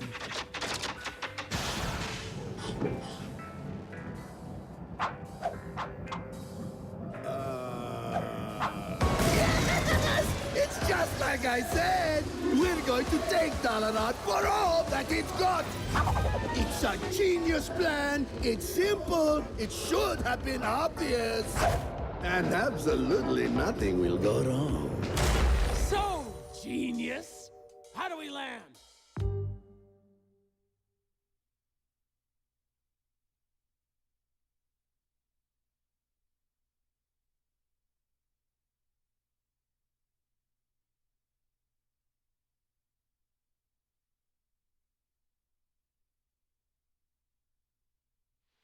Welcome back to the Hearthstone Grandmasters Asia Pacific. Here we have Glory versus Tyler, and currently Glory is winning 1-0 as he kicked off that last game with a big Van Cleef. It was controlled and removed by Tyler, but by the time Tyler got the job done, he just didn't generate a big enough or wide enough board to be able to just pressure the rogue back. And Glory ended up taking the win just with the help of a sap. And now the players have switched out. You know, this is specialist, so after their primary deck has been played, they can choose to, if they desire, move onto a deck which is the same class and a 25 cards the same, but also they can swap out 5 different cards. So what have they switched to, Language Hacker, and what impact is this going to make? Well, Tyler has switched to his secondary deck, which takes out a Frost Nova Mind Control tech, 2 Astromancers, which we saw were kind of heavy last game, and a Sea Giant to add in 2 Acidic Swamp Oozes, so add in some Weapon Hate, 2 Vex Crows, and Giggling Inventor, clear knotted rogue, obviously, which is what Glory's playing. Glory has switched to his tertiary deck, which takes out a Shadow Step,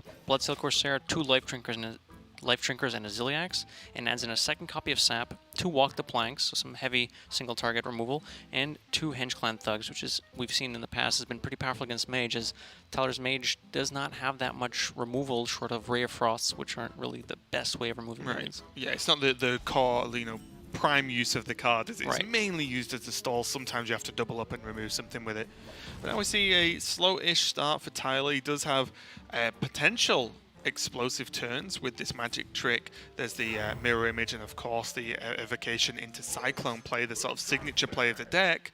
But he does have to get there and see how much he even wants to commit here. So Glory with the Walk the Plank draw, he's cutting out this Henge Clan Thug really early, saying, all right, this is going to connect face multiple times. If you play big minion, I'm going to Walk the Plank it. Tyler, interestingly, can double dip with these, maybe not this turn, but in the next couple turns, he can double dip with a Mana Cyclone, playing 3, 4 spells perhaps, and then in one turn playing both Mana Cyclones, effectively getting 8 cards back. Right. I mean, that will definitely be a big turn, and then suddenly Tyler's in a game mode that does not exist, where he's just playing with a ton of cards that weren't in his deck. The biggest deal here now is just this Henge Clan Thug. Like, is it already just going to push a lot of damage?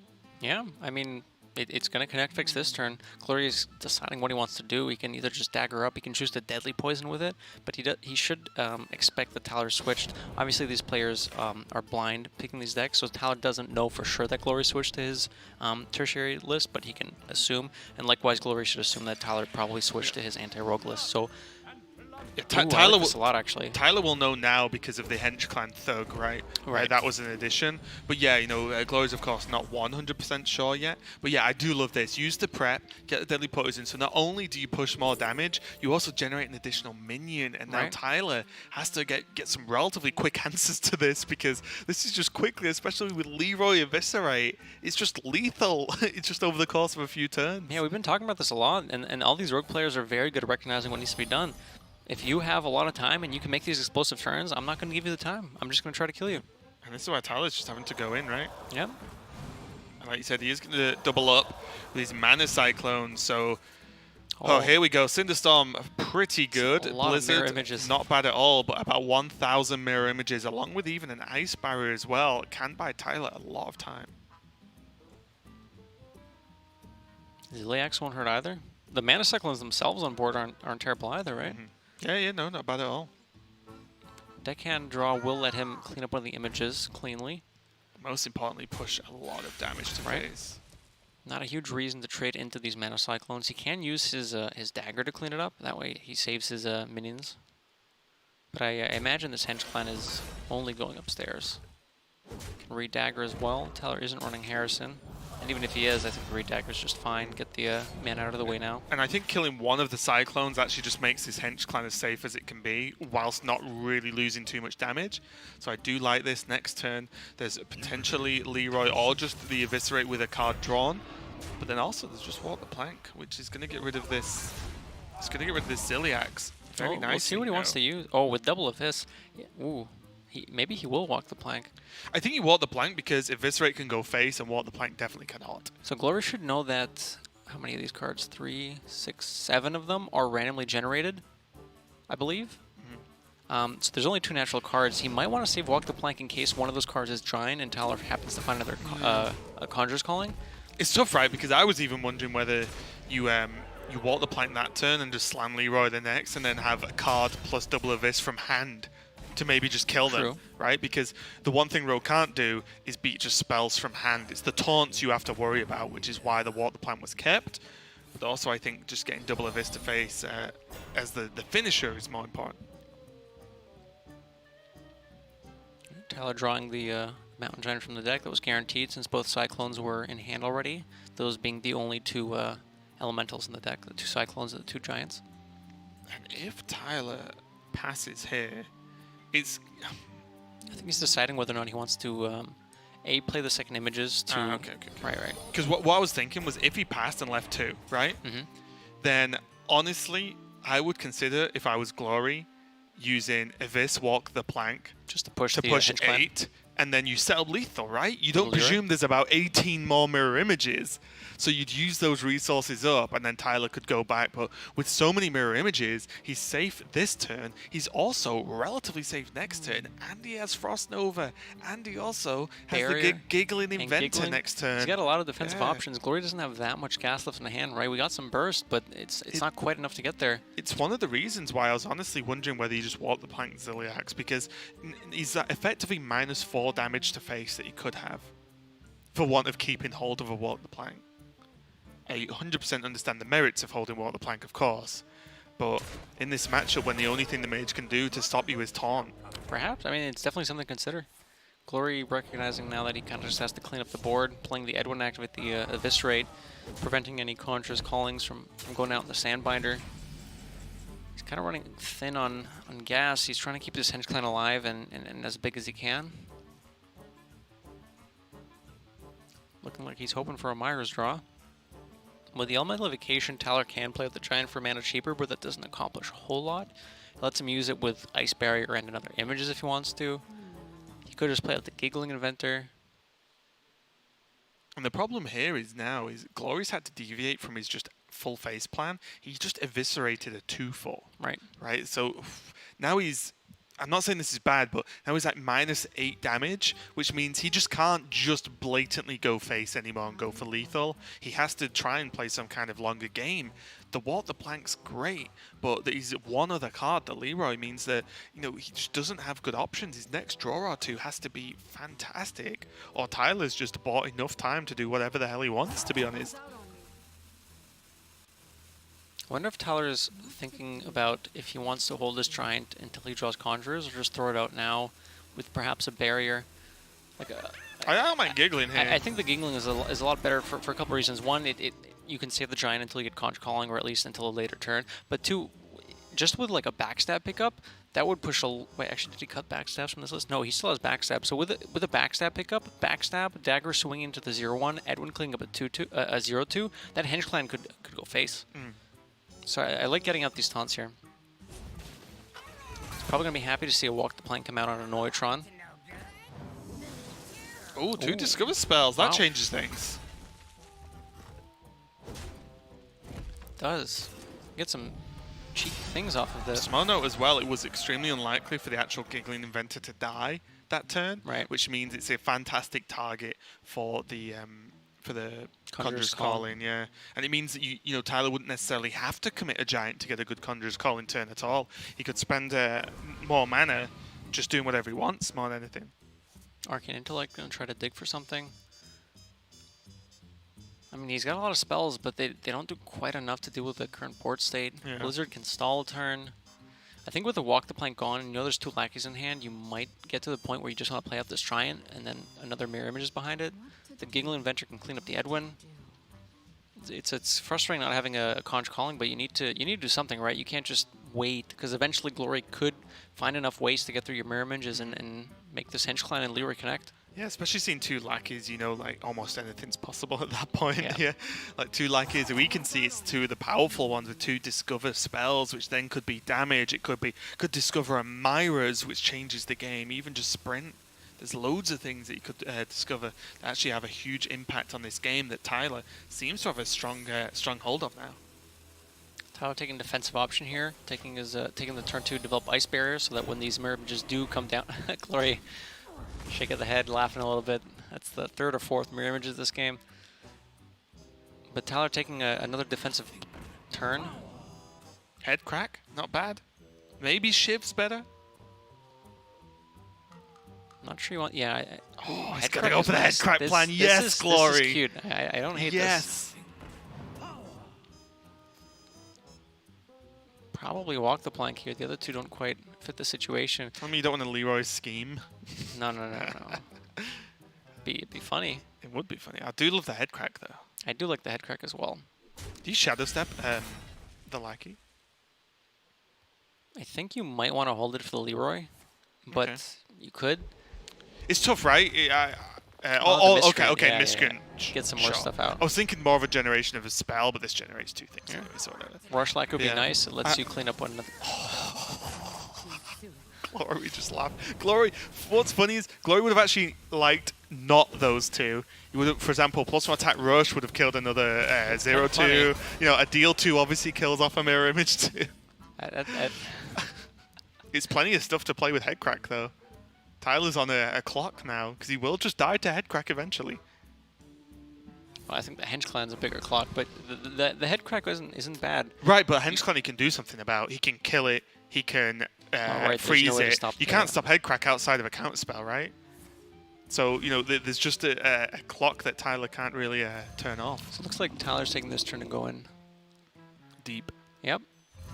AI to find some more cards. Elemental Evocations at the Giant, so he can play the Sea Giant, as well as a Ray of Frost to stop the Hench Clan. With an Ice Barrier up, he knows he's a little bit safe, so now he actually has some sort of proactive game plan. And with a Blizzard and a Nova in hand, he could just ignore the board and try to connect face twice and kill Glory that way. Fortunately, Glory did pick up a Walk the Plank off of the Ethereal Lackey last turn, so he does have an answer for at least one of these, but he has to consider whether or not he can play around Spellbender, I guess. He's tested for Counterspell and Mirror Image and Splitting Image, but it could still be Spellbender. Tyler just showing off his Hearthstone flask. I like it. Okay, this is nuts. I actually thought Glory was going to set up Head Crack Lethal next turn. Because he could have traded away the mirror images, yes? Mm-hmm. Which is all the minions he has on board. I'll go for Leroy. He could just deckhand Leroy. Oh no, Tyler's got 2 1/1s. Doesn't matter, it fills up board space. And Head Crack. Puts your opponent, and he swings the dagger as well, actually, so puts your opponent to 1. Am I going crazy, or is that not right?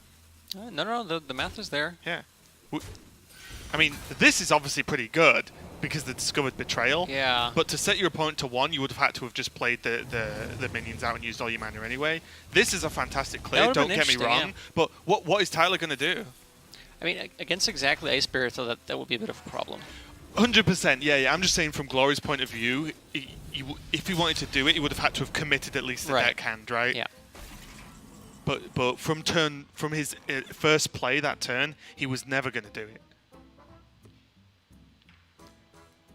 I'm sure Conjurer's Calling is in the deck somewhere. Does have Blizzard, and somehow another mirror image. Right. Are we on 5 this game? I feel like it's 5. Yeah, I think there might be 5. It might have been 5. Also very cheap Rabble Bouncer. Taking the turn to Luna's Pocket Galaxy, holding off a little bit on the Tyler's not complete happy. board freezes. He is not happy with the betrayal. That's a language hacker special. Well, powerful card. 2 mana, deal 8. Yeah, pretty good. Sometimes 16. So Glory knows that there are now, I believe, 2 random cards left in Tyler's hand, unless the Nova was also randomly generated. So there's No, the Nova's been enhanced since the start. right. So there's a bit less to play around now. Glory can kind of try to plan out the next couple turns and think of how to finish up this game. Starting off with just one and a combo effect, and there's another walk. I've never seen so many walk the planks in a game. Yeah. I'm worried as to why the ship has so many planks. Yeah, I don't know. Good question. And now going in with Leroy, using the lackeys to clean up the whelps, leaving the Leroy on the board as a threat. Continuing to push some damage with the rest of the minions and the head crack. I love it so much. I tried to make head crack work at some point. It just couldn't. Yeah.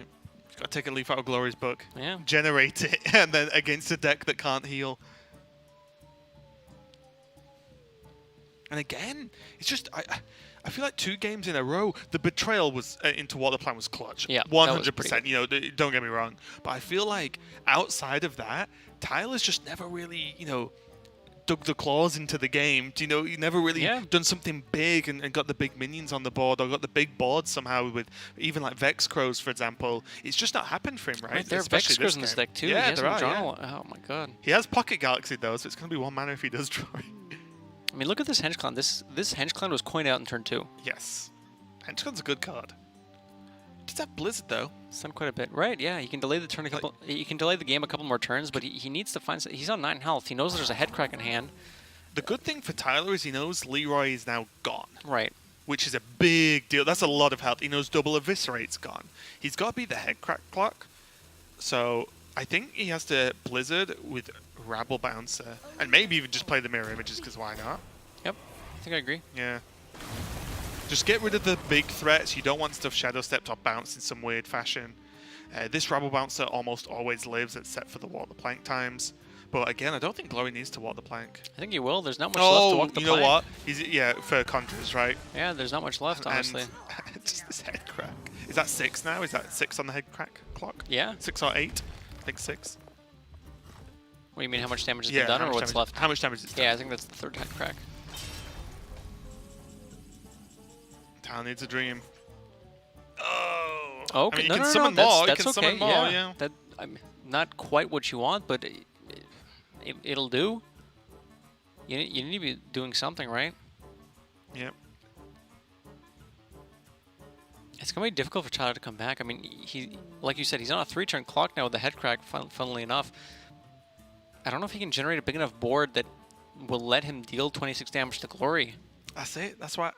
And imagine as well if that secret just wasn't the ice barrier, right? Which gained the extra health. He'd be dead. Like Tyler would just be dead. Yeah. And that head crack has a lot to do with it because, as I said, it's unavoidable outside of a generated counter spell. And there's not many ways you can generate counterspell now, right? Yeah. Even because even Magic trick? Spellbender doesn't proc Right. Spellbender, right? So it's literally counter spell that would stop you chaining it. And you could even play around it too. Yeah, exactly. That's what I mean. It's so powerful now when you're already putting pressure on your opponent and you know they're not putting pressure on back. He has to do this. Yeah, he pretty much has to. I'm curious if he wants to. He's probably just going to Ray of Frost instead of the Frost Nova. Let's go and Cinderstorm this turn too just to get it out. Probably holding on to the Ooze, maybe hoping Glory will equip a Waggle Pick to try and deal with the mirror images, but... Also, he missed the ping. Oh, he did, Yep. yeah. Tyler's showing us the L. He's about to pick an L up, I think, because... Not as big a rope issue as we've seen today, but even just missing pings, he has to do something, right? To get as much damage as possible. And now this clock's even quicker because there's the Kobold Lackey into head crack next turn. He's not even killing the images.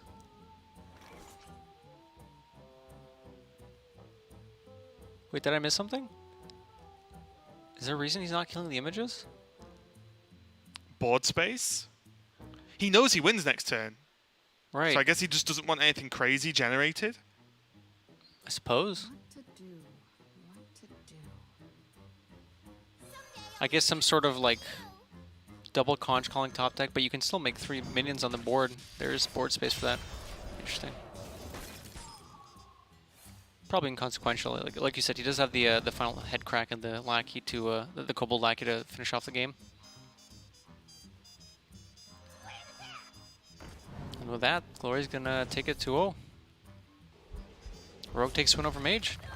Yeah, pretty powerful victory there, and I do feel like maybe one of the cracks we're starting to see in this mage deck is that it's not fast enough to create a threatening board. It can do crazy things almost every game, to be completely honest. Look how many mirror images we played, for example.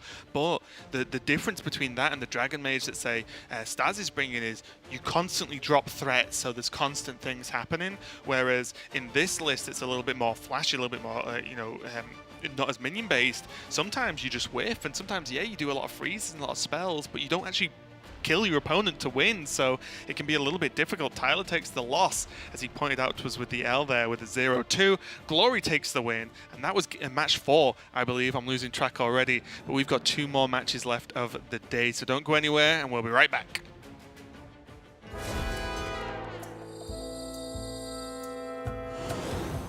Welcome to Dalaran.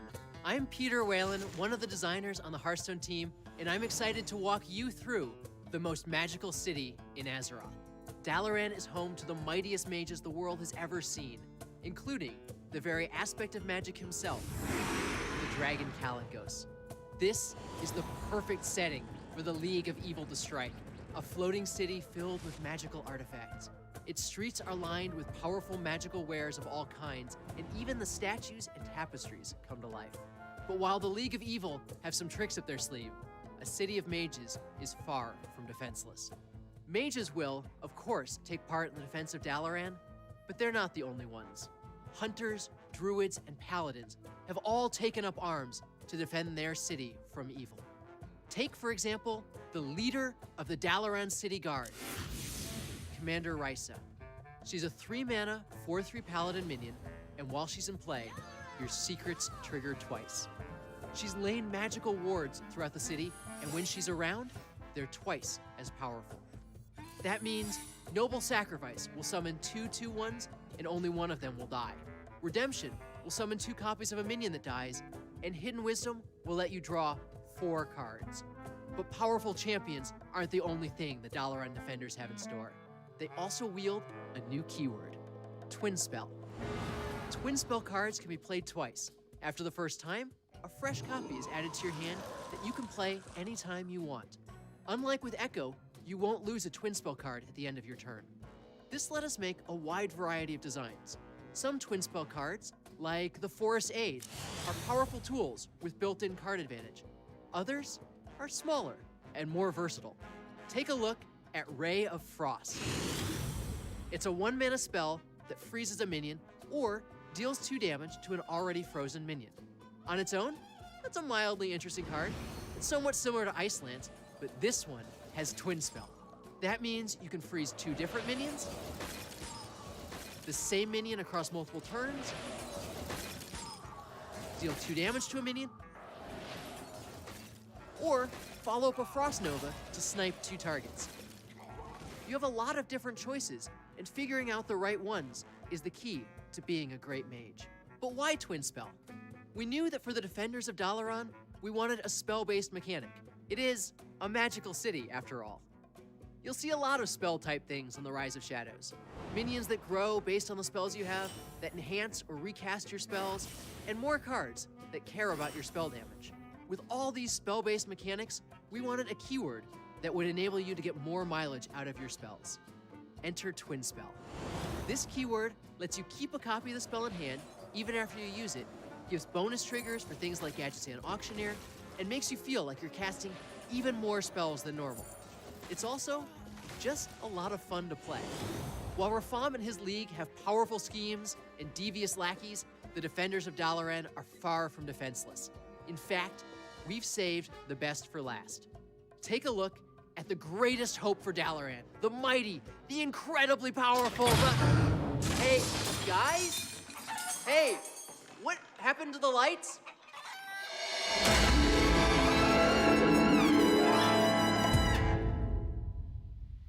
We've got match number 5 coming up, and as I mentioned, this is Super Sunday here for Grandmasters, so we have 6 matches today, not 5 like the past 2 days, so even more Hearthstone for you guys to enjoy at home. We've got Samuel Sao versus Blood Trail coming up, and it is going to be a rogue Mirror.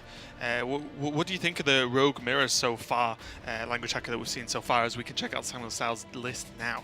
We've seen some crazy games, a lot of back and forths, a lot of explosive starts. It's a lot of stuff can happen. They can either take it slowly or take it quickly, depending on what the draws look like. Take a look at Sam's Rogue here. He does have Ziliax and Chef Nomi in his main list. He's got a Greenskin in there as well, some cards that people have opted not to include in their mains. He does have the one Bloodseal Corsair as weapon removal, and one South Sea Deckhand to keep his pirate count at 6. Yeah, and I think for me, at least from the past few days' experience, I feel like the rogue, if one of the rogues has double weapon removal in their primary list, it's such an advantage. Because this is best of 3, if your primary list is just better than your opponents in the mirror, and you take that win, you're so far ahead. Yep. Because then you both switch to whatever list you want, whether it's the primary or not. And what's funny is we've seen a lot of players have a primary list in rogue that beats Rogue, I'll call it, and then the other 2 lists are Anti-Mage, Anti-Warrior. So if your primary Rogue beats your opponent's deck that should also beat Rogue, well, you should win, right? That's the series locked up on paper. So I think that this extra, 1 Bloodsail Corsair plus 1 Ooze in the list is actually way more powerful. And we see Blood Trail's list actually does have that. So I'm wondering how good Chef Nomi is going to be. And just imagine a world where Chef Nomi was a Swamp Ooze, for example. And I don't know. I've just from what we've seen this weekend, I've seen the weapon removal get the job done. Well, we'll see. Maybe we get a game where we'll see Chef Nomi take the win. Yeah, and let's take a look at Blood Trail's list as well, and we can check it out. And it just highlight my point. There's Nomi and the Acidic Swamp Ooze and the Bloodsail Corsair, so there's cuts in different places. But overall, I just feel just already looking at this as -1 deadly poison, but this Acidic Swamp Ooze and Bloodsail Corsair dealing with those waggle picks and causing awkward turns to happen, I think is one of the most impactful things in this mirror. Also notably, one SI7 agent. One of them looks like it made the cut from Blood Trail's list. SI7 agent we've seen in Rogue lists for pretty much since the dawn of forever. It's a really good So card. it's interesting that we see it being cut for some of the other cards we see. It's probably, like you said in past matchups, it's cutting some of those cards as a hedge against Warrior, which is why we might see something like Chef Nomi in the main list. Right, exactly, yeah, and these differences to the primary decks, I feel it's just becoming more and more obvious how important getting that primary deck just right is. Either calling the read great on your opponent and just saying my primary deck's going to beat this and they're going to play it, so I'll win. Fantastic if you can do that. I probably couldn't, so I would end up personally hedging a little bit just to be a little bit safer, because this, as I said, it's only best of 3. If your deck is just not strong enough in the first game and you just get dumpstered by your opponent, then you can only lose 1 more game and you're done, whereas you have to win 2 more and their core deck is just better than yours, in a head-to-head matchup.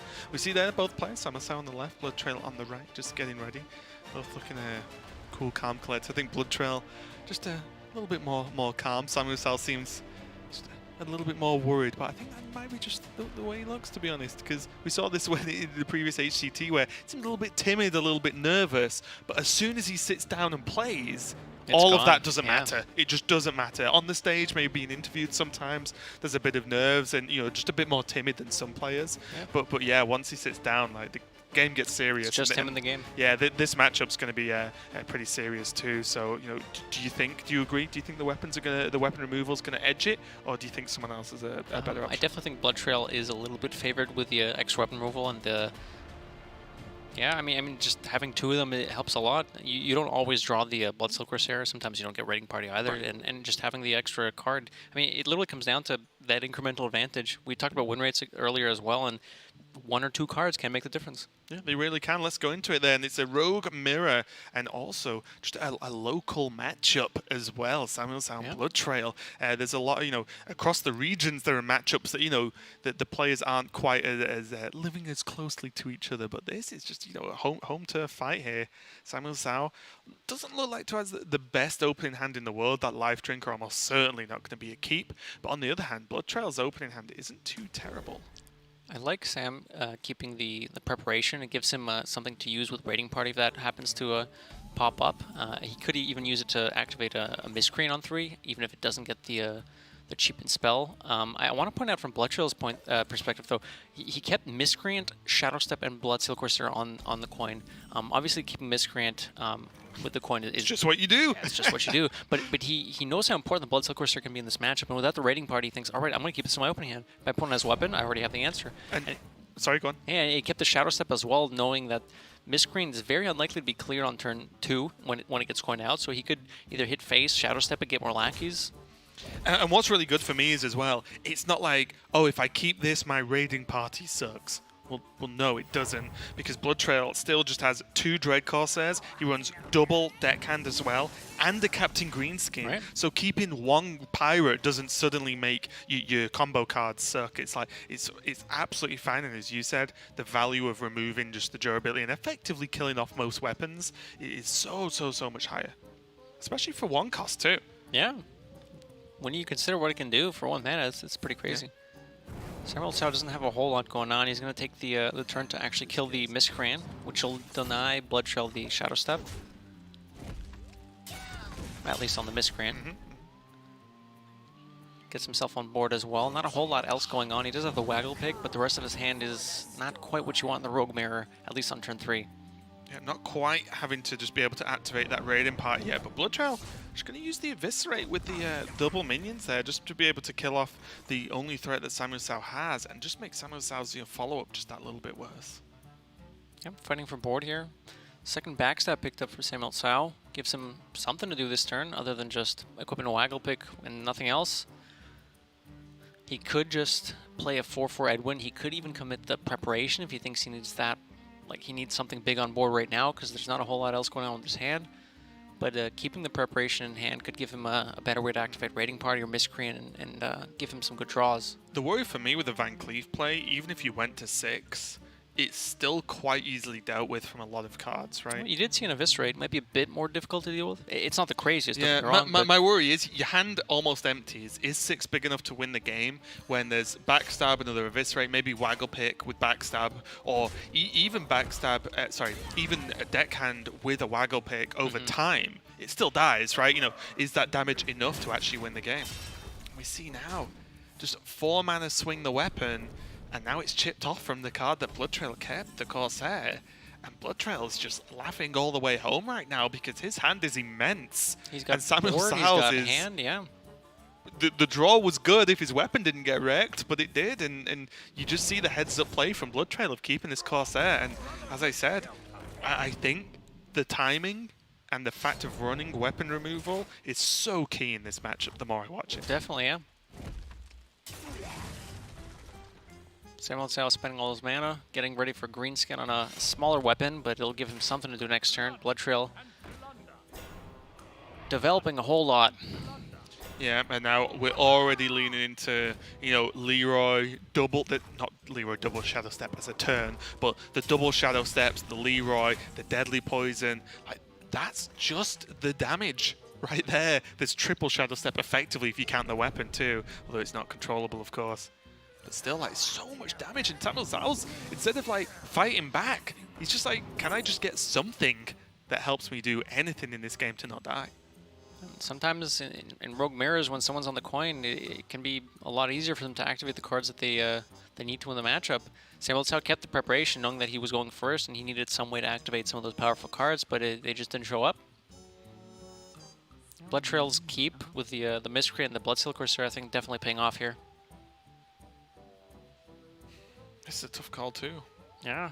A part of me was just thinking, are you desperate enough to play on that unidentified contract just to kill something and maybe gain, it's like gain a minion, gain coin, so on, so on. Yeah, betrayal. So, I was like, are you desperate enough? I don't know. I think the Daring Escape is good enough. You have the prep this turn to pull all these minions back. Well, the prep on the spell, which means that you can replay something this turn, like the Ethereal Lackey. Maybe Fan. Good. Yeah. I mean, I think you just have to have Fan, right? Yeah. Everything else just didn't feel great. Samuel Tsao definitely on the back foot. So it's 10 with this Lackey. It's a lot. The weird thing is, with the Lackey, you have to Lackey first, then attack, then swing. Is this ever lethal? This bounces the deckhand. That's an extra, and you can 2, 4, 6, 8. You can bounce it 3 times. and then use the deadly poison still. Did get it. Or we can just bounce it and use Leroy. What am I talking about? Leroy's way more damage. Yeah. Not quite there this turn. Yeah, because he has to use the weapon, right? It's 2, 4, 6. The weapon costs we can't Yeah, Leroy, yeah. but... But he can at least make an Edwin, push some extra damage with the deckhand if he wants why to use a not? Shadow Step or two. Yeah, I think we're arguing over minor points right now. Yeah. So I think Blood Trail's just gonna send the damage upstairs Why now, not? make Leroy lethal, and then Also, there's he's still gonna room. hold on to the deckhand. Okay. Yeah, and plus there's still room for the deadly poison next turn with Leroy. Right, so there's just a so lot of much damage. damage. It's turn 6. These things happen so quickly. You look at the board one turn, there's just a 1-5 and a 1-1, and then suddenly, It's nuts. yeah. And just think as well, Blood Trail kept the Corsair. It killed Samuel Sal's weapon. If that hadn't have happened, Samuel Sal actually drew the green skin He would've to been able buff to- the yeah. weapon, so he gets a 5/4, an extra swing, and can pile on more pressure, and it just didn't happen. So also trying to find a way to stay alive this turn, but I think Blood Trail's managed to find the win here. I can't imagine what could be discovered from the miscreant.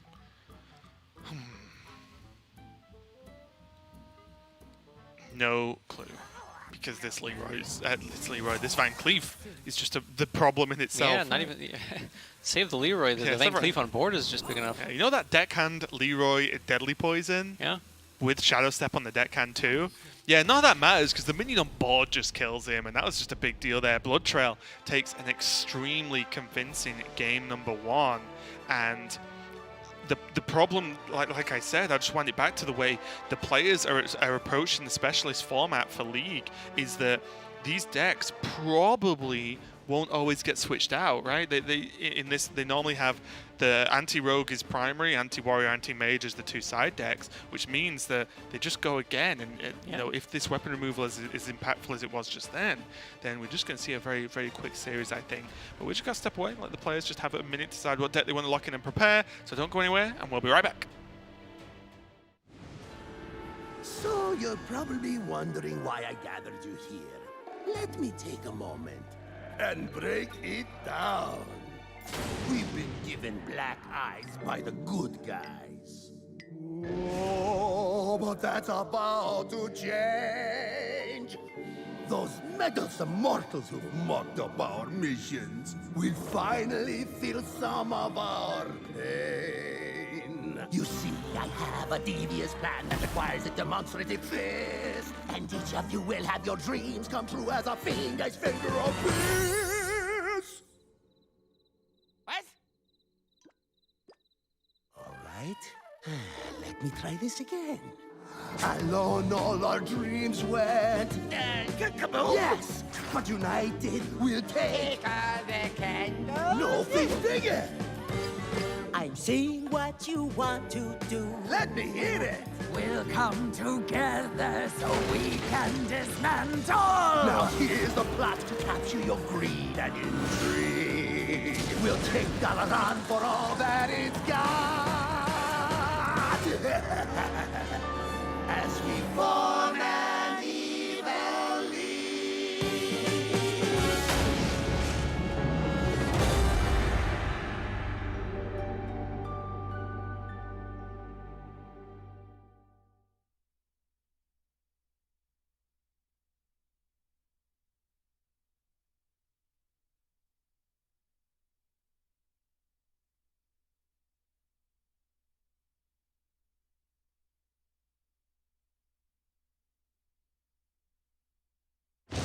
Now the cards show me a tinker, so clever, but kind of a stinker.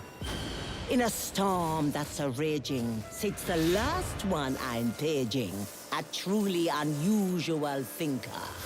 All bots are now gonna go boom, but still, you shouldn't assume that I've made this selection on my own direction. No, indeed, let's be clear. I have brought you all here, and now you're all in. It is time to begin.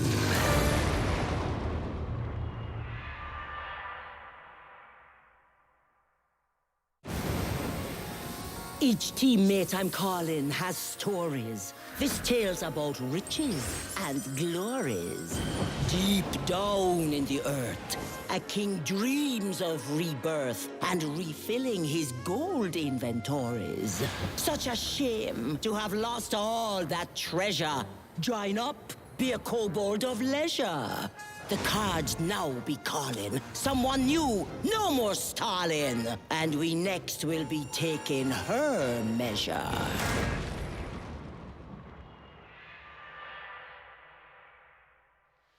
It's Blood Trail versus Samuel Sao going on here as match number 5 of the day, and we have a Blood Trail currently leading 1-0 in this best of 3 conquest format.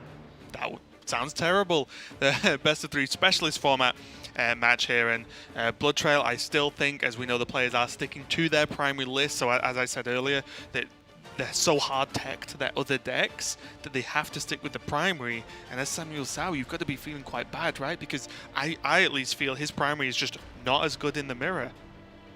Yeah, I mean, I'm going to have to agree with you. It's a very minor difference between the two decks, but it's, I mean, when you have to queue the same deck again, you have to take every advantage you can get. So I am liking the extra weapon removal from Blood Trail. Right, well, let's go into game number 2 and see if Samuel Sao can fight back. It's not all over yet, of course, just because there's, we're talking a lot about Blood Trail being favored. Well, it's like nothing's 100%, right? You can't just say, I'm favored, so I win.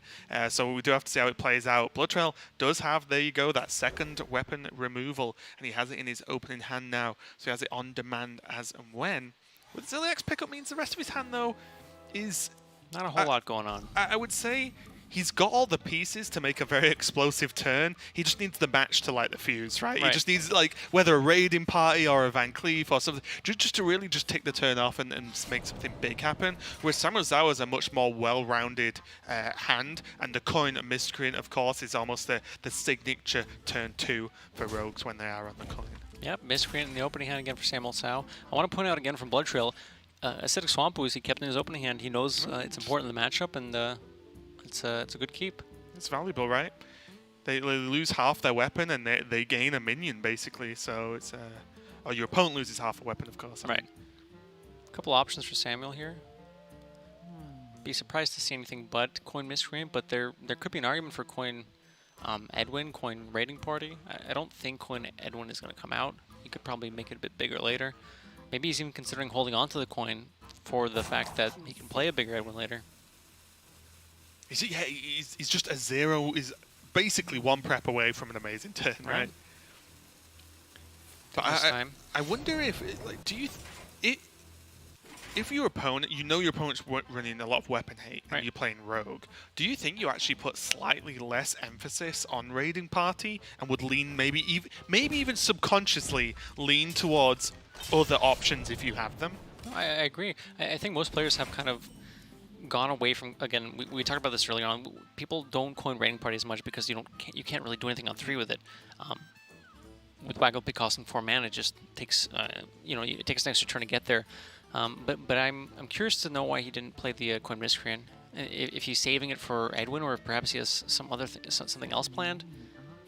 Now though, if you're not coining miscreant, I think I'd be tempted to just coin Deadly Poison, Van Cleef, go. Right, maybe that's what he's going just for. say, you know what, let's just race. Because if I'm disadvantaged with the general way you play rogue because of how powerful weapon removal is versus the pick, and then the tempo that loses you when it bounces a minion back, I'm just going to play a big Van Cleef and punch you in the face, and using the Deadly Poison whilst applying pressure with the Van Cleef means that it might draw out weapon removal on just a dagger because the Van Cleef is adding the extra threat. So if that's the case, I do like it a lot, and it looks like Samuel Sao's going for it. And this is like when you know you've got a problem to do, you need to change up your tactics, right? And I do like this overall from Samuel Sao. I think it's pretty powerful. I like this even more, noting that neither player is running a copy of Sap in the primary deck.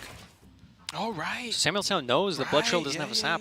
I mean, again, a 6/6 Edwin isn't the be-all and end-all. It can die to some things, but knowing that there is no sap in the deck, it makes the Edwin play a lot better, and this makes a lot of sense why Samuel Sao decided to hold the coin for an Edwin turn because he had the Deadly Poison in hand. And interestingly, he doesn't swing this turn with the the weapon, he has another deadly poison he drew, which he can use to activate the Miscreant or the Raiding Party, effectively making a 5/2 weapon and activating one of the 3-mana cards in his hand. Yeah, and this, for me, whether this is correct or not, shows that, well, one, he's only really playing around Ooze. Right. But also, it's just, will my opponent play Ooze or just weapon removal in general if it's just a 3/1 dagger? Or will they hold it for something more valuable, right? And I don't know the answer to that question, and that's the reason I can think of Samuel Sound not swinging there. But now we see the value Blood Trail is also putting on his weapon removal, using the Shadow Step and saying, I will let you freely hit me with Van Cleef again, but you will not have fun with weapons this game. Interesting. What do you make of that play? Because that is not a common occurrence, is it? It's not. I mean, this also disincentivizes Samuel South from even equipping Waggle Pick. In general, you don't want to equip Waggle Pick with an Edwin on the board because if your opponent has weapon removal, not only do you use the Waggle Pick, but now you lose the tempo from the Edwin. Right. But now Samuel South knows Blood Trail has an Acidic Swamp Ooze on hand, so even if he had a Waggle Pick, now he's saying, I don't want to play it now.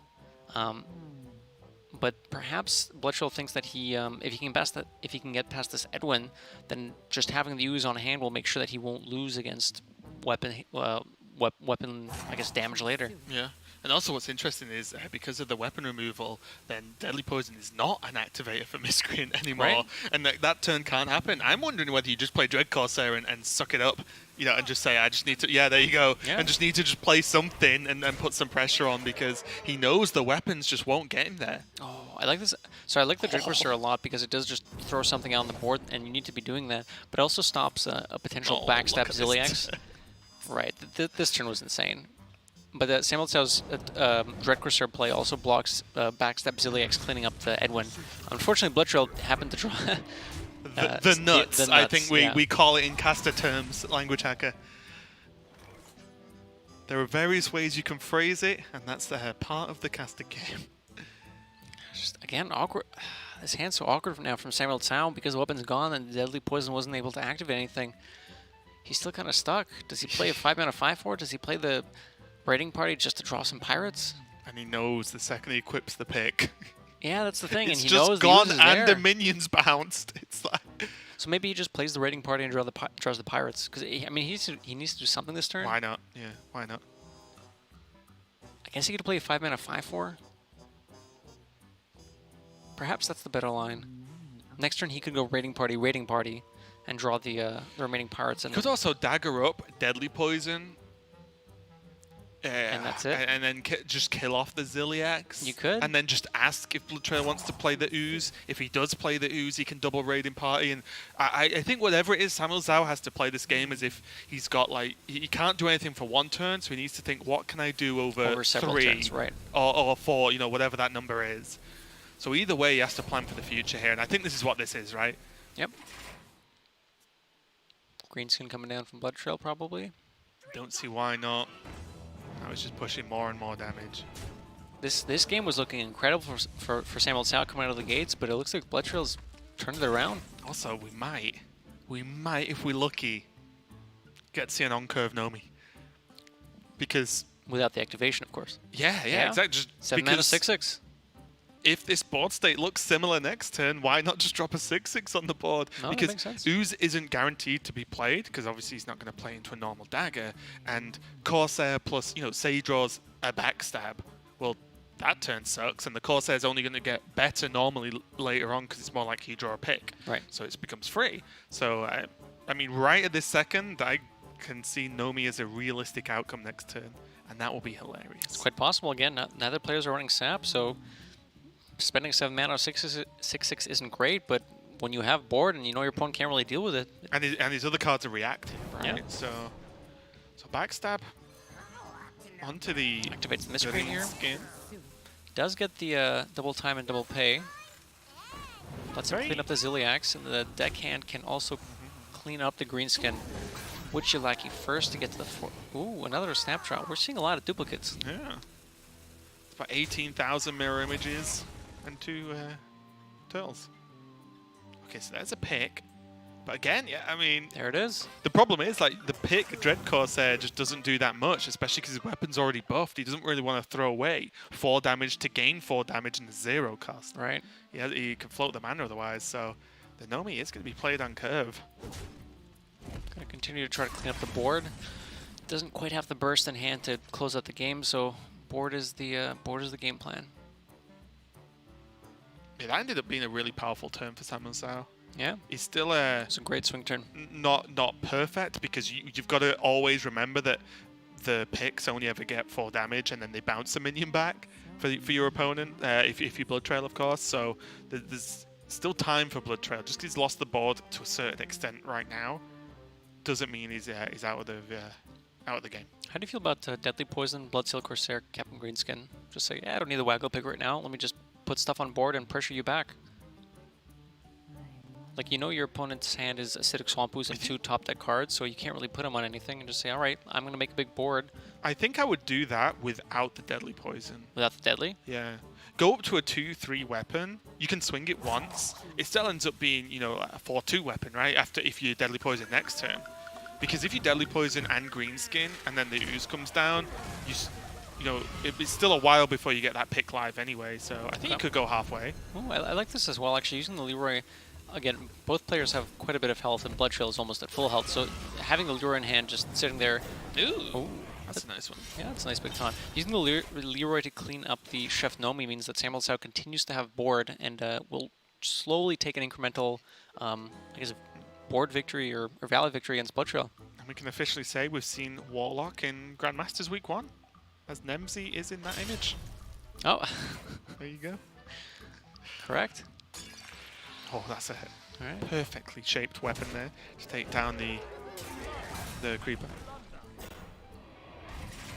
But now, Blood Trail had a fantastic start and it looked great, but Samuel Zhao managed to hold it up, and now suddenly, how does it feel, Blood Trail? Well, that's what Samuel Zhao's thinking it's been now. pretty swingy. Samuel Zhao came out of the gates with the Edwin, and then Blood Trail managed to swing it back, and now Samuel Zhao swung it back again.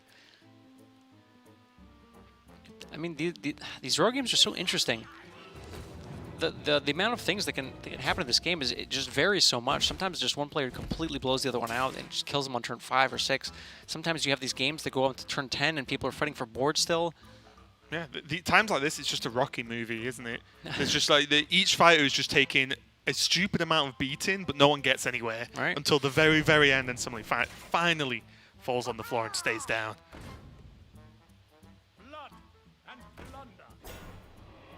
Even now, although Samuel Zhao looks very ahead, especially with this this raiding party in hand, is the big deal.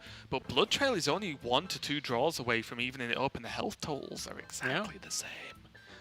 I mean, this is still anybody's game. If Blood Trail happens to draw Myra's, a lot of stuff could start happening. He's holding the Ooze, can use it to activate something that's drawn, perhaps a Miscreant, a raiding party.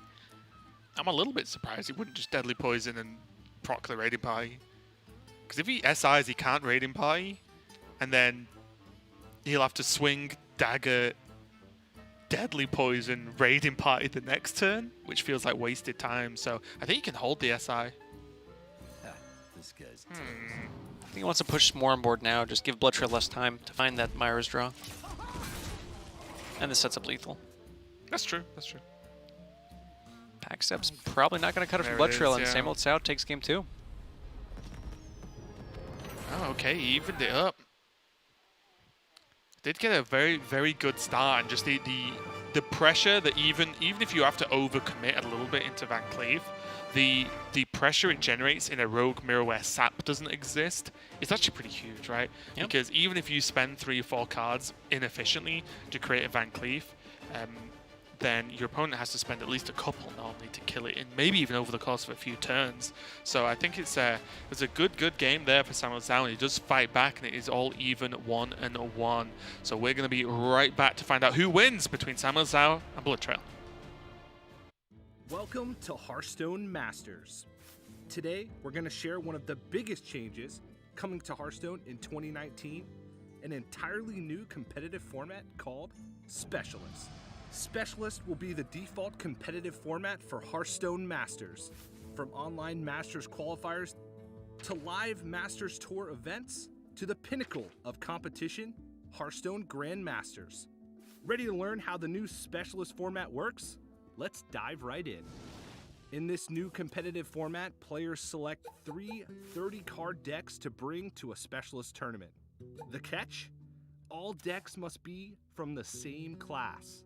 In this regard, Specialist is a major departure from most other competitive formats. Amongst every player's 3 Specialist decks, one is designated as the primary deck. The player's other 2 decks are designated as secondary and tertiary decks. There are no special limitations placed on a player's primary deck aside from regular Hearthstone deck construction rules. However, a player's secondary and tertiary decks must share at least 25 cards in common with their primary deck. In other words, secondary and tertiary decks must mirror the primary deck with up to 5 cards swapped out. It is important to point out that duplicate cards count when comparing to a primary deck. For example, if you want to include 2 copies of Twilight Drake in your secondary deck, and there are no copies of Twilight Drake in your primary deck, then you must spend 2 swaps to include both cards. Unique or not, if a card isn't in your primary deck, it counts towards the 5-card difference limit. A player's primary deck is important for another reason. Whenever a new match starts, both its players must begin by piloting their primary deck. Only after the first game concludes can you choose to swap into your secondary or tertiary deck. You do not announce which of your decks you will be using in the next game, and you do not have to swap. After every game, this process repeats, allowing players to swap or stay until the match concludes. Importantly, you can swap to any of your decks between games, primary, secondary, or tertiary, including returning to your primary deck if you have previously swapped out of it. And those are all the rules for Specialists, Hearthstone's new official competitive format. So what are you waiting for? Get out there and start brewing your own primary, secondary, and tertiary decks to get a jump start on the new format and innovate like the pros. Let the battle begin!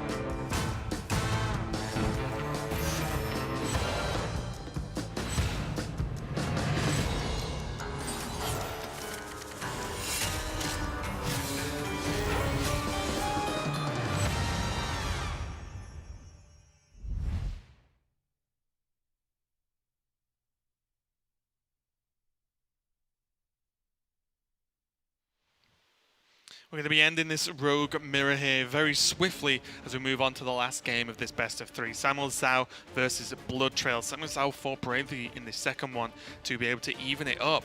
But Blood Trail still, I think, as both players are stuck on their primary deck, still has an advantage. It's just like, as we said, just having an advantage doesn't mean you just win. That would make Hearthstone a really weird game, wouldn't it? Yeah. Truly rock, paper, scissors. Yeah, I mean, in these games, anything can happen, so it's up to the players to kind of navigate their way through the game and try to find the best play to win. Yeah, and here we go. No messing about, no time to waste.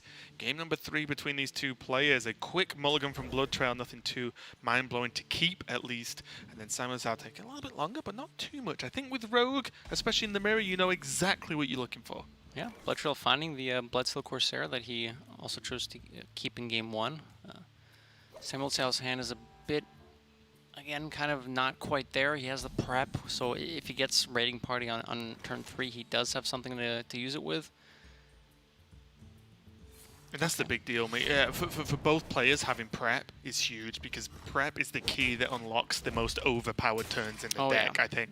So just, I almost always keep prep in my opening hand, whether my opening hand looks good or not, because I feel like that one card can swing a game so hard that you just want to keep hold of it at all times. And now Blood Trail has the choice. He could have coined into Miscreant, but chosen to take it a little bit slower.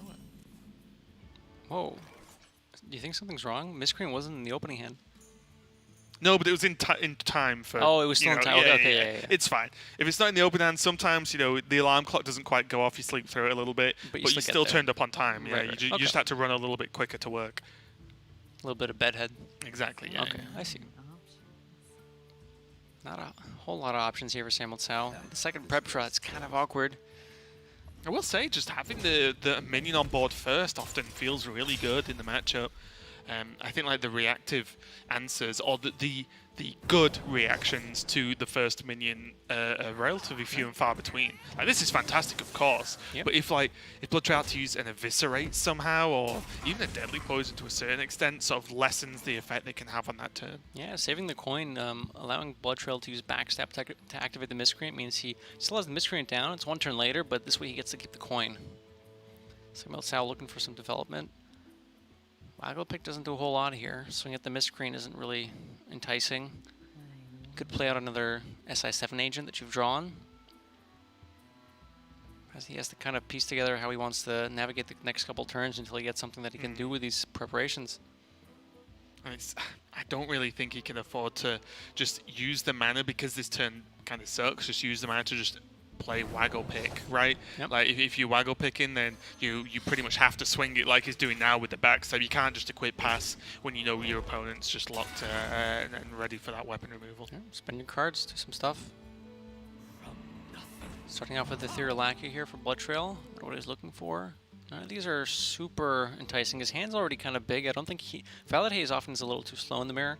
I think Shiv's great though. Yeah, I think Shiv's fine. Deal a damage, draw a card.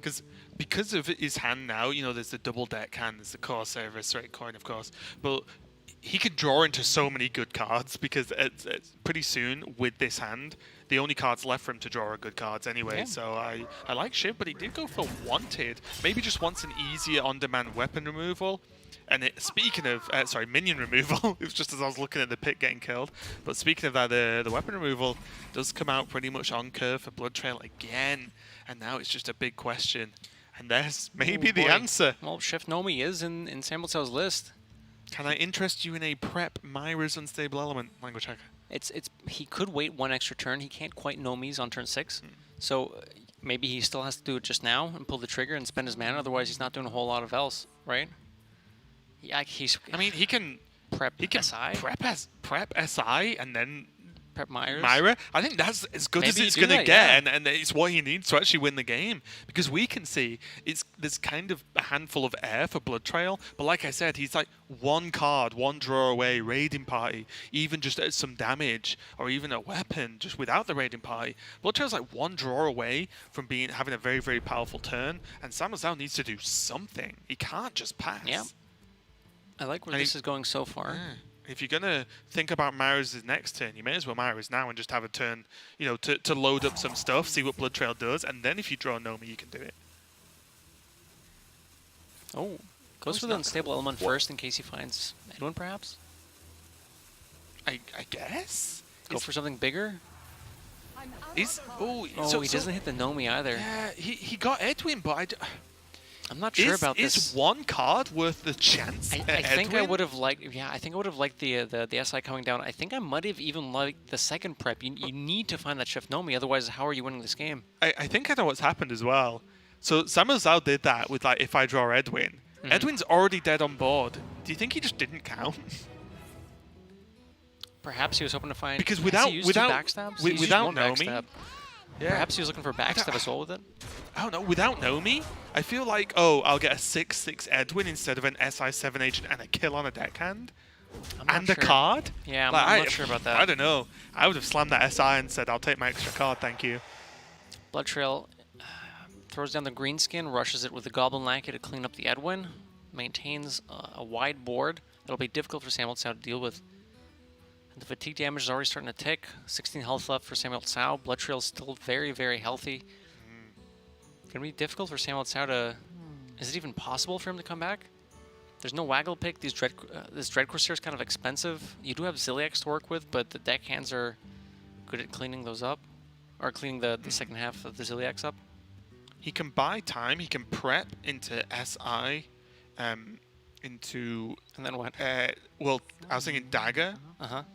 and that's not gonna get Yeah, there, is it? that's the thing. Because I was thinking, you know, get the green skin live, and then maybe go stabilize the turns later with Ziliax and Life Drinker. But I don't think you get to those turns. So importantly, he does have 2 ways of healing, right? He has the Life Drinker and the Ziliax. So he can survive a bit longer against Blood Trail's hand. But the question is how much longer? Also, we can see Wanted just deals with the second part of Ziliax Yeah. after the Divine Shield, right? So Wanted is going to be very nice for Blood Trail to avoid that 3 heal. In every card you see, once a rogue has mired, that you can deal with, you are just one step closer to just winning the game. Yeah. But Blood Trail, I think, wants to do something here that sets up a kill next turn.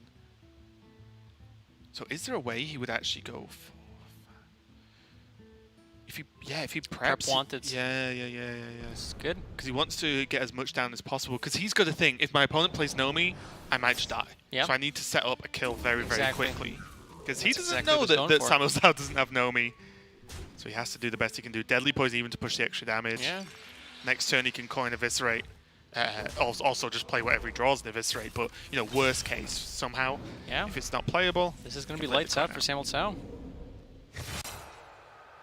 Not a whole lot Samuel Tsao can do about this, yeah. Blood Trail takes the win, 2-1. Yeah, there it is. Pretty, again, I feel like the game that felt the closest was the game that Samuel Zhao just about won. Right. But the other 2 games, we saw that the weapon removal early is just backbreaking. You spend 4 mana on a pick, deal 4, fantastic. But then we see that multiple times, like 1 mana removed. And then if you play the minion, that's also gone. And then also, Rogue can utilize, say, 3 mana on a similar turn in a very, very efficient way. So, you know, great play from Blood Trail there. And lucky for Samuel Zhao, Blood Trail takes the series 2-1. We've only got 1 more match left. So you can go and grab a quick break, grab a drink, and we'll be right back. We recently revealed Hearthstone's all-new 3-tiered esports program. Masters qualifiers are already well underway, and now we're ready to share details on the highest level of competitive play, Hearthstone Grandmasters. Are you ready to unlock all the secrets of Hearthstone Grandmasters? Come close and listen. Here goes. Hearthstone Grandmasters is the pinnacle of Hearthstone esports, composed of 48 of the best pro players in the entire world. Grandmasters is divided into 3 regions: Americas, Europe, and Asia Pacific, with each represented by 16 pros. These pros are selected by special invitation from Blizzard Entertainment. Criteria for selection include lifetime earnings, Hearthstone competitive points earned, contributions to the Hearthstone community, and more. So who are the lucky Grandmasters? Stay tuned, because in the coming weeks we'll be revealing the inaugural Grandmaster roster region by region. In 2019, there will be 2 seasons of Hearthstone Grandmasters. Each season will feature 8 weeks of world-class competition played out in online tournaments. Grandmasters pros will earn both prize money and performance-based bonuses during the season, and they will automatically qualify to compete at all Hearthstone Masters Tour events, guaranteeing these marquee tournaments feature the fiercest competitors possible. And the best part? You won't miss a second of the action, because matches will be broadcast live on twitch.tv/playhearthstone. 5 matches will be broadcast every Friday, with 5 more every Saturday. And if that isn't enough Hearthstone action, there will be 6 matches broadcast every Sunday. More souls! Mark your calendars, because the first season begins on May 17th. Hearthstone Grandmasters is the pinnacle of professional Hearthstone, where the world's best pros battle it out every weekend online. Think you've got what it takes to reach the top? The path to Grandmasters starts with our Masters qualifier tournaments, so sign up today.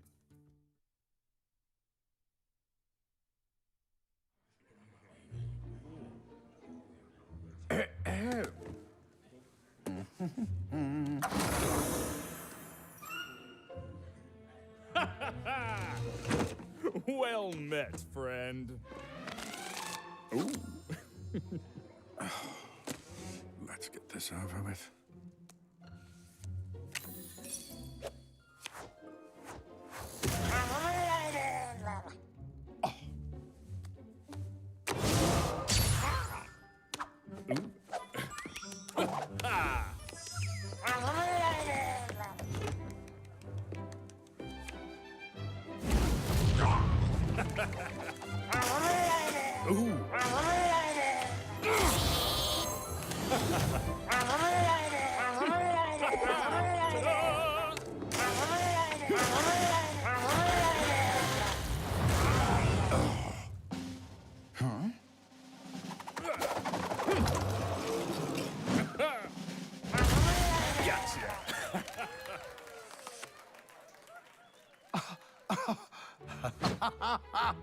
I win!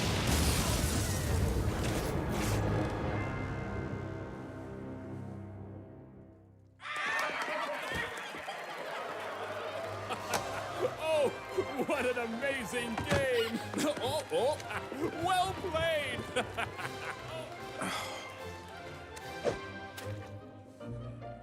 Here's to the winner.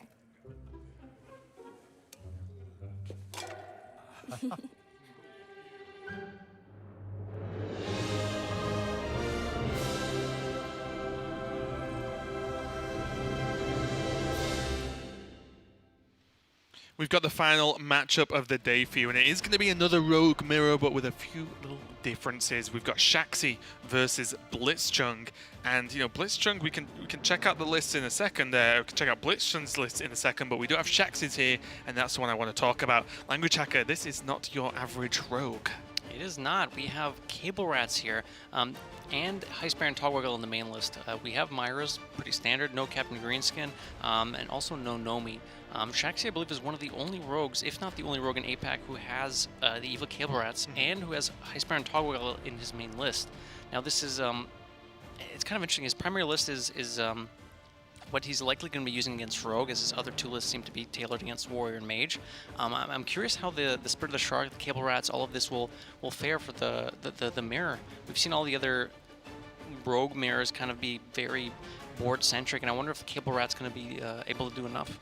Right, yeah, and it's just super interesting list, right? Because even beyond that, one, there's the whole, as we've been talking so much about, and Shaxi going a little bit different with his build, but most Rogue core decks have been played as their primary to beat Rogue, and it's just a solid pirate package, a bit of weapon removal, the usual, maybe a Ziliax, maybe not, whatever.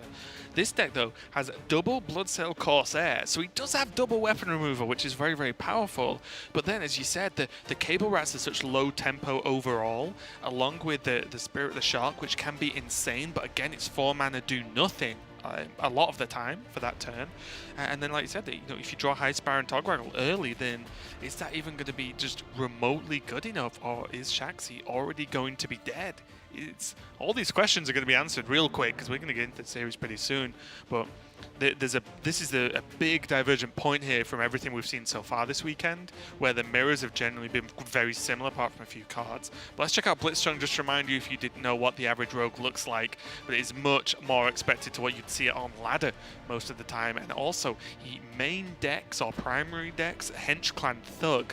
So that's one of the differences Blitzchung has chosen to go, a generally more aggressive route, and he also runs a Swamp Ooze and the Bloodsail Corsair. Right, so double weapon removal. Blitzchung might just be going a little bit too fast for Shaxi, in my opinion. Yeah, I'm concerned from Shaxi's perspective that he might not be able to get a win just because how aggressive Blitzchung's list is compared to his.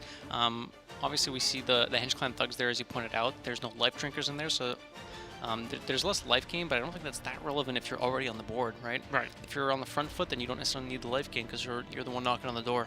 Yeah, exactly. And even just looking at this, outside of the usuals, there's no good answers to aggressive cards. And let's just bear in mind as well, Shaxi is running Life Drinkers, which means, yes, it's good for that extra reach, good for a bit of heal, but it's a very low tempo minion, right? It has almost no tempo. It's a 4 mana 3/3. So against Blitzchung, that's already going to be outclassed by the Hench Clan Thug that's in his deck. It's already on the like board. Already at that a point, turn. That's what I mean. It's completely outclassed, a 4-drop versus a 3-drop. So I think Blitzchung overall is favored, but I'll confess I have not played a ton of this style of build of Shaxi versus the more aggressive style of Rogue. When I've been playing this kind of list, it's normally because I'm facing a lot of control decks and I want to try and play a slower style of Rogue. So Blitzchung looking pretty good to me as far as I'm concerned. And as I said, similar, I don't think the techs are going to come into it too much. Blitzchung's tertiary deck gains Walk the Plank, a Hench Clan Burglar, a Sap, a Cold Blood, and a Shadow Step, but loses Backstab, a Bloodsail Corsair, Deadly Poison, Swamp Ooze, and Ziliax. Yeah. He ain't changing to that in a mirror match. because there are still Waggle picks in Shax's list. And then also the other one is, again, much more built for like the Chef Nomi, Tog Waggle, Harrison Jones, and Shadow Step, but with Backstab and Deadly Poisons removed. I think both players are probably going to stick to this number 1 primary deck. Yep, it's probably what we're going to be seeing.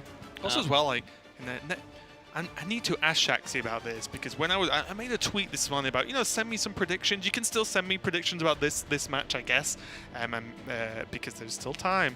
Well, Shaxi's Twitter, I did not realize it was that difficult to find, as it's QQ7925168. That is not a graphical bug or an error. It's literally his Twitter, and it was very, very difficult to find. So I just want to say that is definitely Shaxi. That is correct, just in case you're wondering. Perhaps that was a former tag that he used. Yeah, he's just gone one more than Tom, right? It's just anyone with numbers after their name normally does well, so maybe that's just the way it goes. But it just tickled me. I was like, I did like at Shaxi, and I was like, okay, there's a lot of people here, but that is not Shaxi.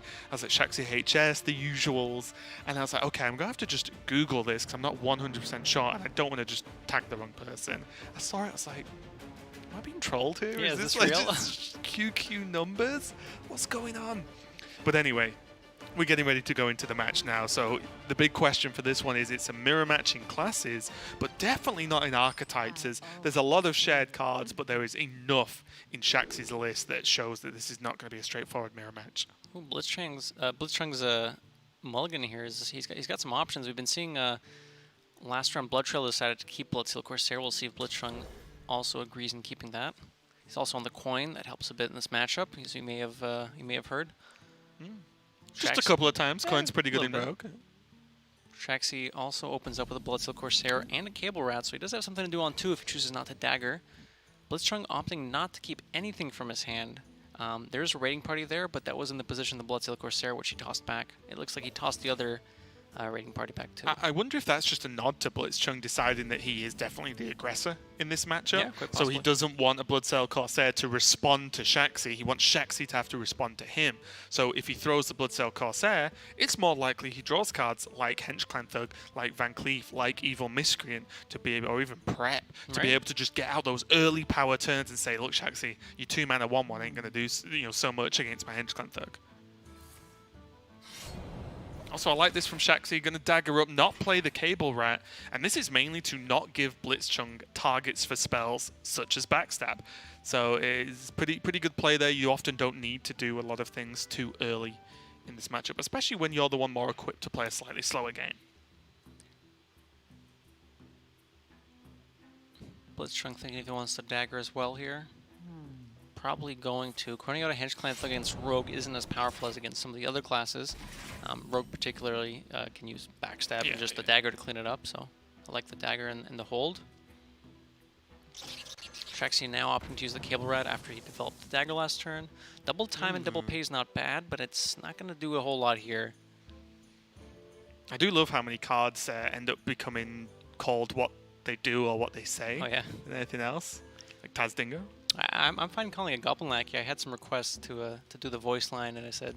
Was the request from Brian Kibler, because he loves that voice line. At Worlds, he said it probably 8,000 times. Oh, yeah, and that's a completely accurate statement, yeah. No, Brian didn't ask. Some of my friends did. I say it a lot when we're just playing on ladder and stuff. It's funny that one's really got everyone. That's a really catchy one, isn't it? It's like, you know those catchy songs that you don't know what's quite about them, but you can't get out of your head. This is one of those. But I do the voice and everything, not just really? Well, when it gets played, Language Hacker, there's only one thing you need to do. I didn't prepare for this. You sounds like you prepared a lot. You said you do it all the time. That's literally practice. It's like singing in the shower, you know? Oh, okay. So now there is the, straightforward turn 1, Hench Clan swing. Yep. And to me, often the first best play is the best play a lot of the time. That's just like fancy. There was a few other things he could have done. There was coin Waggle pick into a Dread Corsair, but let's be honest, that's a very much overkill, especially when coin is so valuable as Rogue in general. Yeah. Also, I think this is fine. I mean, the only clean answer is an Eviscerate, and you need something activated. Blitzchung knows that Shaxi does have a Lackey, but if you go Lackey Eviscerate, you're not doing that much with your turn, and it's quite possible that you got a Lackey that doesn't do a whole lot, like the Rush Lackey or the Evolve Lackey here. Wouldn't, get any value if you want to pair that with the Eviscerate. also need to work something out here. I wonder you might know this because you've played on them similar. I don't know if they're the same, but you know super accounts. Have you played on them? You play on them, right? Yep. Like champs. Do they have all the heroes unlocked? The portraits? Because no one's played Maeve in all these rogues, and no one's played the Magni? Magni, yeah, of course. No one's played them, right? I believe they do have all the heroes unlocked. No one's just going for any stylish picks. Could just be preference. It could just be Although most people do believe Valera and Garrosh are the optimal picks anyway. Well, there you go. Shaxi going for the Viscerate, clean up the Hench Clan Thug. I mean, there's no other way you can really clear it, and he wants it off the board. You can't let it hit you a few times, and it's done too much at that point, hasn't it? Choosing to save the Bloodsteel Corsair for a weapon later on. Ooh, this is nice. Greenskin often, especially after you've seen an Abyss on your Hench Clan, obviously one of the main uses of Greenskin is just to upgrade your weapon and get some more damage going. But I mean, if you're fighting for board and there's not a whole lot on either side, 5/4 is nothing to scoff at. And also as well, the other turns just didn't look as good because you leave a minion. You either leave a minion on the board or swing a 4-attack weapon into the minion, which is like. Also, Blitzchung knows that Shaxi didn't have a Waggle Pick last turn because he eviscerated the Hench Clan Thug on turn 4. Right. So he's like, all right, Greenskin, let's go, bigger minion. But Shaxi happened to draw the Waggle Pick. And now I wonder if backwards, Shaxi's actually used the Corsair now, and it means Blitzchung's way, way, way more free to be able to use this Waggle Pick and presume it won't just get blown out. Shaxi does run 2, but still, after seeing 1, there's only 3 cards in hand. True. It's as good as it's going to get, right? Backstep on the Bloodsteel Corsair. Is he going to go for a raiding party instead? Surely not, right? It's possible. Okay. The thing is, if you develop your own Waggle Pick here, kill off the Dread Corsair and develop your own, your opponent can just swing at the Dread Corsair. You could hold back the Dread Corsair, but then you're not doing enough. Oh, that wasn't guaranteed. Oh, that might have been guaranteed, was it? No, it wasn't guaranteed. So I guess he was going backstab raiding party here, hoping to find the Bloodsteel Corsair, which will let him get rid of the Waggle Pick and also bounce back the Dread Corsair. And this lets him to Waggle Pick next turn. I guess based on his hand as well, obviously pre-raiding party, then his hand was actually very good at saying, well, if I whiffed, well, next turn I can go like weapon, Corsair, sap, or backstab, or both. You know, so I guess he had a pretty good recovery turn. Excuse me, even if he didn't draw the Corsair. Good turn from Shaxi here, developing more on the board. Also, it's a good turn right now, and most importantly, it's a fantastic turn next turn. Shaxi can just go, hello, let's go, prep into Myra's, just race. And Big I think turn at this for point, Blitzchung, but yeah. Seems correct. I mean, your hand's not doing a whole lot, you gotta do something. So Blitzchung cleared up the board here. What's the draw? Perfect. Okay. Yep, Abyss is fine. We take those. So there's Although a little bit awkward, it's 1 mana less efficient, right? That's true. But I think you trade 1 mana for a card. Have we seen Edwin from Shaxi's side? We have not. He could dig for Edwin. Depends how he wants to do it. I mean, there's no Nomi, right? So you're not. It's not like you're searching for that Nomi. You need that. You could just swing the dagger. Oh yeah, that's true. Eviscerate, then prep. So he's going to end up with. Yeah, I actually like this a lot. Okay. Yeah, you know what? And this lets you still. This lets you play the Edwin if you draw it. Blitzchung is running 1 copy of Sap. Miscreant, not bad. No space. Another prep. Prep. No Edwin, unfortunately. So now, is it actually... What if he just Corsairs? Yeah, he could play the other Corsair here. What about if he Corsair Shadow Steps? Is that worth or not? I think you need to Shadow Step more aggressively with Leroy. Blitzchung played the... at this point, when you basically said, I have no cards left, I need to kill you in a few turns, I think you might want to hold the Shadow Step or something else. You don't really have a read on whether or not Blitzchung has another weapon in hand because Blitzchung played the Waggle Pick that he drew off the raiding party. Right. Just to conceal the fact that he has another one in hand. Funnily enough, though, this does mean that Blitzchung, in a roundabout way, has to think about killing this Corsair because it could be Shadow Stepped. If you don't kill it, if it's still on the board, right? It's kind of funny. And he doesn't have a good way of dealing with it apart from killing it with the Waggle Pick or an Eviscerate. So. I don't think you want to be doing that. I don't think it's worth sinking that much damage into it. I think you just say, all right, you have a Shadow Step, you Shadow Step a Corsair. Oh, If it's just waggle pick of his face. Sink 8 damage in. And then you have next swing with Leroy for lethal. You could. I don't hate it. I mean, what else are you doing is my question. I mean, that's the thing. You have a very specific hand here, so you have to try to figure out, okay, can the cards that Shaxi has left over, he knows that, Blitzstring knows that Shaxi doesn't have Nomi, right? So we don't need to set up lethal just yet, but he could just say, all right, well, most of the cards you have won't do enough. Shaxi is running Life Drinkers, so there is a chance, and no Ziliax though, right? So he's running 2 Life Drinkers. Yeah. He does a visit. This is some respect, yeah. Respect to the Shadow Step. Oh, that's why, right? Yeah. Because with the fatigue, he dies anyway. Correct. So this is Good a play, heads up play. Blitzchung. Good play. I would have just vis face and then been like, oh yeah. You know, it's like as soon as it say I won and they died, I'd be like, oh yeah, fatigue. I'm such an idiot. Okay, Life Drinker. They're just going to be Shadow Step Life Drinker. Because you've got to think that the sheer respect that Blitzchung just showed Shaxi literally indicates a Leroy, right? Right, but I don't think... If you Shadow Step the Life Drinker this turn replay, you're not doing a whole lot. I think you need to develop on the board, then Shadow Step next turn to get the Life Drinker Battle Cry again. I don't think you can win with just a Life Drinker on the board, so I think he needs to develop something else with it. And then if he needs it, he can use it next turn. Yeah, I guess. I was wondering whether you could just Shadow Step and not replay it. Oh, there's 2 Life Drinkers. Yeah. You could, but I feel like having it on the board's better. Like this is a lethal. I mean, it's unlikely they die, right? Yeah. Wow. Like you've seen one of his. Have you seen 2? You've seen at least 1, so it's unlikely both of these die without Blitzchung taking the damage on the head, which means that the Leroy Shadow Step in hand's enough to kill Blitzchung.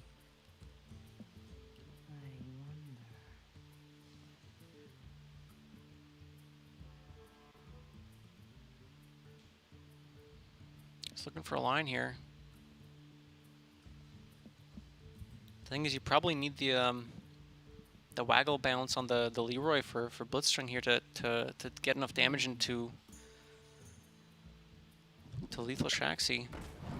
See, bouncing the ooze, replaying it then perhaps with the Edwin, trying to win that way. He knows that Shaxi isn't running sap, so Big Edwin could get him there. He wants something that can deal with some whatever Shaxi plays next turn, right? Because he can't just say, well, I hope this is enough. He can replay the ooze, play the Edwin. It's actually really nice, and this also plays around Leroy Shadow Step, because Leroy Shadow Step is 8 mana, and without a weapon, that means it's only 12 damage. And he's going to take, so he's down to 21. If nothing dies, he will take 3 damage next turn, and that'll be good, right? With Leroy Dagger, enough, yeah. Blitzchung setting up lethal here. Blitzchung's been playing very solid this game. Yeah, he's setting up some very good breakpoints. Just everything has just been like extremely logical, I'd say. That's all. Just like going just enough to create the potential, lethals or just game-winning situations. Not overdoing it, not underdoing it. And playing around lethals too. Like I said, at 9 mana, he knows that Leroy Step isn't an option. So at 13 health, he's effectively like living life on the edge. Obviously, he doesn't know that it's in his hand, but it's potentially. Yeah, it's really solid play. Shaxi's now going to work out that it definitely felt like Blitzchung was also setting up lethal again with this massive Van Cleef. Right. So it's like, you have to try I need to win, but I need to not die next turn. It's a very interesting dance to decide how to commit your resources, which way to either continuously set up lethal or play around what you think your opponent could have. Yeah. This guy's tough. Size 7 agent removes 3 power. So there's 18 total damage next turn with just Leroy Dagger Van Cleef face and the fatigue. Oh, you mean from Shaxi's? Wait, hold on.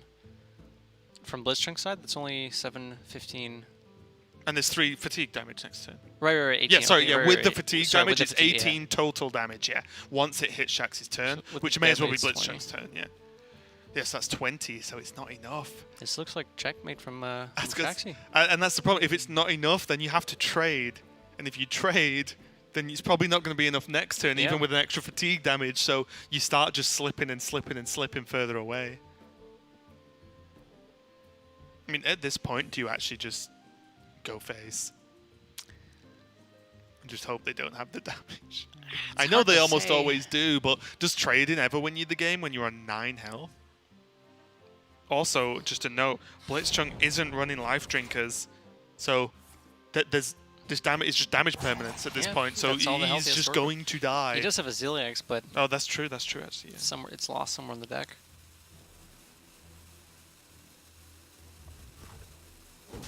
It's gonna make the trades. Yeah. That is just going to be it, because Shaxi does take his little bit of fatigue damage, but with the help of those life drinkers and some really, really good setups, Shaxi is going to take game number 1. I think both players played really well. Blitzchung especially just felt solid in his setups, but for me, it was just the Myra's turn being so powerful. It wasn't just Myra's, it was the prep Myra's with the Eviscerate as well, was just such an overall powerful turn. It wasn't just the fact he drew the deck, it was he drew the deck, he'd utilized some cards as well, and could gain from that so much, and even then, it was very, very close. So that's game 1. We might only have one more game left of the day, so I'm going to take a quick break, so will we, and we'll be right back.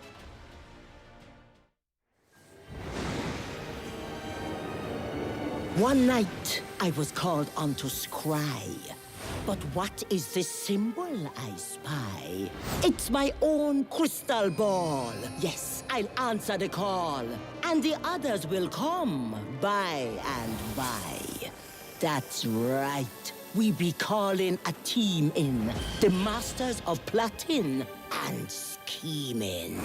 By this candle a-glowing, I surely be knowing whose gold will be once more a-gleaming.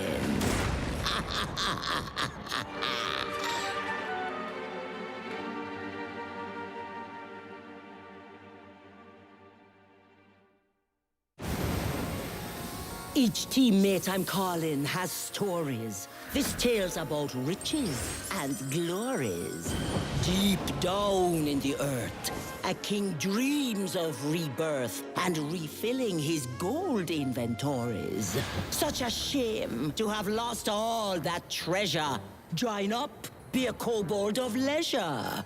The cards now be calling. Someone new, no more stalling. And we next will be taking her measure.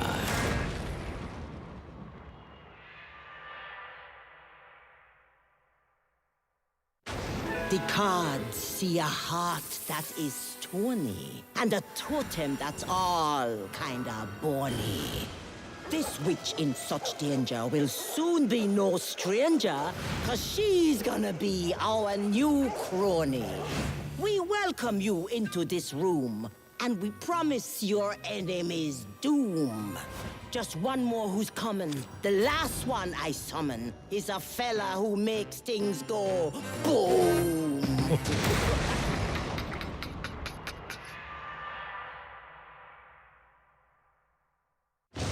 Now the cards show me a tinker, so clever, but kind of a stinker. In a storm that's a-raging, sits the last one I'm paging, a truly unusual thinker.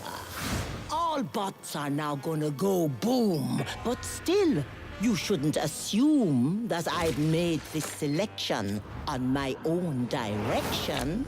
No, indeed, let's be clear. I have brought you all here, and now you're all in. It is time to begin.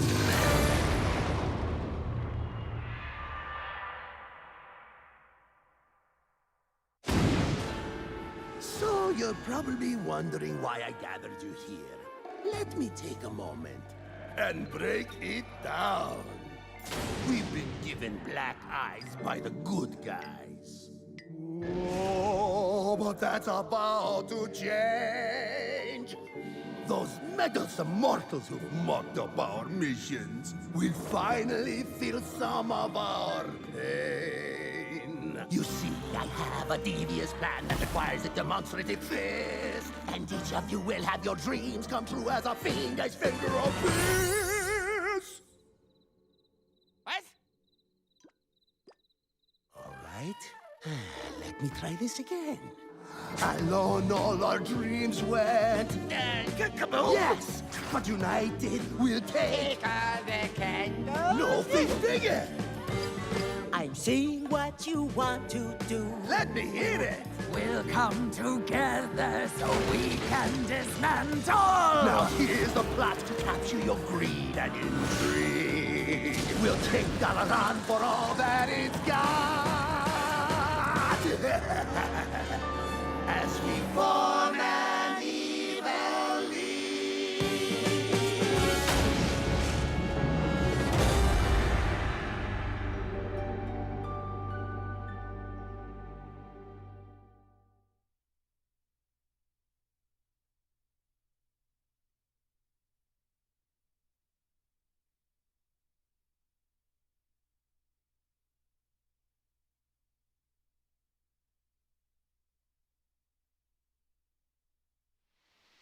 Welcome back to the Asia Pacific Grandmasters. We're on our last match of the day, Shaxi versus Blitzchung, and Shaxi is leading 1-0. And I will say, to a certain extent, I feel like he got away with it a little bit because all of the cards we spoke about that could be a problem, he just didn't draw. There was the one cable rat, but after a pretty quiet opening from both players, it was fine to get off anyway.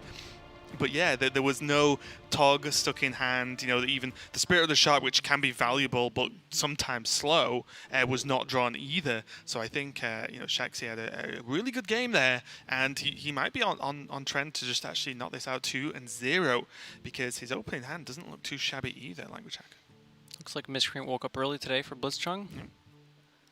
Curious to see what Shaxi keeps here in his opening hand. I wonder how much he values the Cable Rat. It looks like it's not enough to keep. He keeps Backstab Raiding Party. That way, if Blitzchung tempos out something on turn 3, Shaxi can go Backstab with the Dagger on 2, allowing him to combo the Raiding Party on 3. But with the Miscreant in hand for him as well, he has the option to coin out Miscreant if he so chooses. It's all fair. The Dagger being locked in for Blitzchung, not much else to do, but also sort of preempting the Hench Clan Thug that he just drew anyway. There's also Prep Miscreant or Prep SI7 Agent if needs must. Quite Miscreant coming down. It's actually really nice. Against exactly Hench Clan Thug being at 4 health here, coining out the Miscreant means that Shaxi... Oh no, he doesn't have the Dagger equipped. I was thinking if he had a Dagger equipped with the Miscreant, he'd be able to kill the Hench Clan with a backstab, but... I mean, depending on the lackey anyway, he could have, right? If there's the rush or the deal to. True. It would have been alright. Yes. Oh. Well, that's relevant. Yeah, it's not too bad at all.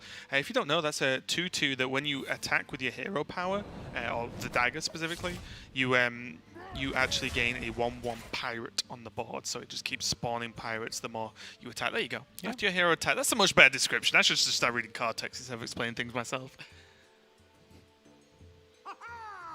Timely draw for Shaxi last turn, let him clean up the Hench Clan using his mana efficiently. See a nice fair matchup. Both players got their miscreants off early. Now it's who can make the best use of these lackeys. Ooh, prep draw for Shaxi. Is a good one. He can actually clean up this miscreant if he wants to prep out Raiding Party into the Waggle Pick with the trade from his own miscreant. Looks like that's exactly what he's going to do. And it's so funny to me, isn't it, that... Double Dread Corsair. I mean, that's also funny as well. But it's really like Miscreant is so respected because of what Rogue can do. They can evolve it with the Lackey. They can Shadow Step it to replay. They can buff its attack to get better trades with its high health total being pretty good for that. And it's just so funny that like a 1/5 just demands so much respect from players. This is an explosive start from Shaxi. And there's also weapon removal in hand. There's the Rat for more Lackeys. There's also Discoverer's Spell. That's a swing and a miss. As I don't believe there's a way to get silence. No, there's no silence. Nothing, right? There's no taunt. But they can't discover a silence, right? From what? That's what I mean. There's no rogue spells that give silence either. Wow. Unfortunately, I'm fairly confident that if you give it +1 attack and rush, it still doesn't attack. I believe it's it classed cannot as an attack. Yeah. Wow. So that's Blitzchung literally just played a 1-mana 1/1. Yeah. Plain. If he eventually finds the other ethereal, sorry, not the ethereal. Like if he eventually finds another miscreant and finds an evolve, then you can that's get rid something. of it. But that's. But even evolving 2 into 3 is not the like, most mind-blowing thing in the world, is it? Yeah, it's just going to have to be deadly poison. They're on a deadly, trying to clean up these Dread Corsairs. Too many Corsairs. There is, Get them mixed up. 2 is literally too many. And now I just feel like there are just options for Shaxi. This SI7 agent keeps his hand flexible, along with these 2 lackeys now. Summon a 2-drop and discover a spell. Are the options he has for the Ethereal and the Faceless lackey. Good placement from Shaxi. Placing the cable around the middle. Helps with Direwolf if that goes pops up, again. and also plays around any betrayal things that Blitzchung could discover. And why not go wide? Wow. Why not go wide? Oh, okay. Cable rat interactions, nice. Yeah, Cable Rat is it a beast? I'm pretty sure Yeah, it's a beast. I'm almost certain. Can we have a cable rat for a sec? I am 99% sure it's a beast. But whenever anyone asks me to confirm, it just sows that 1% doubt into my mind. Of course. Especially on cast. Oh, 100%, yeah. Okay, with a Dread Corsair drawn for Blitzchung, he can make a pretty big board swing this turn. Go Green Skin, Dread Corsair, and Goblin Lackey. Probably going to want to clean up the Scavenging Hyena before that gets any bigger. Bless you. Excuse me if you heard that. Apologies. Did the best I could. Oh, weapon removal now from Shaxi as well. Walk the plank. Just going to raiding party again. If I don't draw my second one, I'll make one. Looks like Shaxi's going to overwhelm Blitzchung. Win. In other words. Yeah. I don't want to call it early, but this is... Blitzchung has to draw something really good, because not only is Shaxi at an overwhelming advantage on the board, look at the health difference. Wow. Yeah, generally when... Shaxi could almost just dagger him down. Generally when one rogue has 7 minions on the board, the other rogue is not in a great spot. Yeah. It's pretty rough. Unless the other rogue is setting up like 2-turn lethal or something, right? Like, but that's what I mean. Blitzchung can't even do that. He's got a brave Shaxi's play at here. 29. 2-turn is not possible. This is a 5 damage. Raiding party with the adds up, deckhand. yeah. That's going to guarantee lethal, and Shaxi's going to take a pretty swift 2 over Blitzchung. Yeah, I mean, you know, the rat doing a fantastic job with the shadow. You know, fortunately they got shadow stepped as well with the waggle pick swing. That was very, very nice for Shaxi. But again, like, you know, the Tog's in the hand, but the games don't go that far. And I think Shaxi, I'm not sure how this would do over a very big sample size, but at least for this series, then it's at least getting the job done, because he's not had to even worry about the late game cards or anything like that. The early game has been strong enough, and I think that's a lot of the time off the back of a strong mulligan is just knowing exactly what you need. I feel like the rogue matchup's been at least more or less figured out just because of how many people are playing rogue at the moment. And yeah, I think he played really solid. Does anything that stuck out in that matchup for you?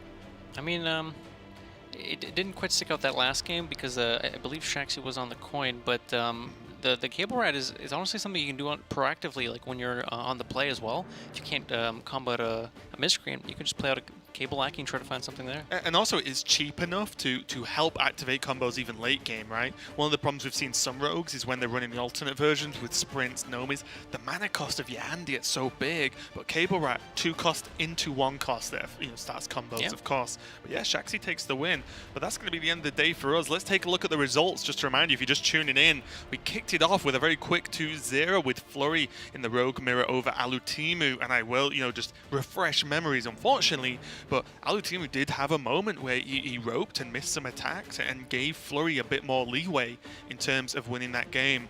Then we followed up with a Warrior Mirror, and it wasn't that slow, which was pretty cool. Surrender versus Frosty, and again, Surrender had a rope problem and didn't clear off a Blastmaster Boom, and the 7 damage he left on board was just lethal. It just killed him pretty much. So Frosty took a 2-0 victory off the back of that. Then we had the Mage versus Warrior, and I think both players played very, very well. Patra played some heads-up plays with the Warrior deck, and I think she's shown over the course of the past 2 days that she can power that deck very well. But the Mage from Dawn just about got it done with some really explosive turns. After that, we had Tyler versus Glory, and Tyler just couldn't find the explosive turns he needed to be able to win with the Mage over the Rogue, and the Rogue's aggression managed to get there with some cute head cracks in the final game. Yeah, I love that. After that, we had Samuel Tsao and Blood Trail starting off our second Rogue Mirror of the day, and Blood Trail happened to take a 2-win over Samuel Tsao. And we ended with just this match, Shaxi versus Blitzchung, winning with his slightly unconventional primary deck Rogue against Blitzchung's more standard Rogue list. Yeah, and for me, I'm excited to see what Shaxi brings next week because, you know, he definitely didn't bring the standard this week. His primary list had all these other cards in them. And, you know, if the theme's going to continue, then I'm looking forward to seeing what he's going to bring next week. And to be honest, what everyone brings next week. Because I think what this weekend for us has proven is that maybe it's not as straightforward as people think. And we'll see what happens as their players have had a little bit more time to practice, test, and see the results of the other regions. But that is going to be it for us. Speaking of other regions, stay tuned because Europe's coming right up. So we'll see you next week for some more Asia Pacific Grandmasters.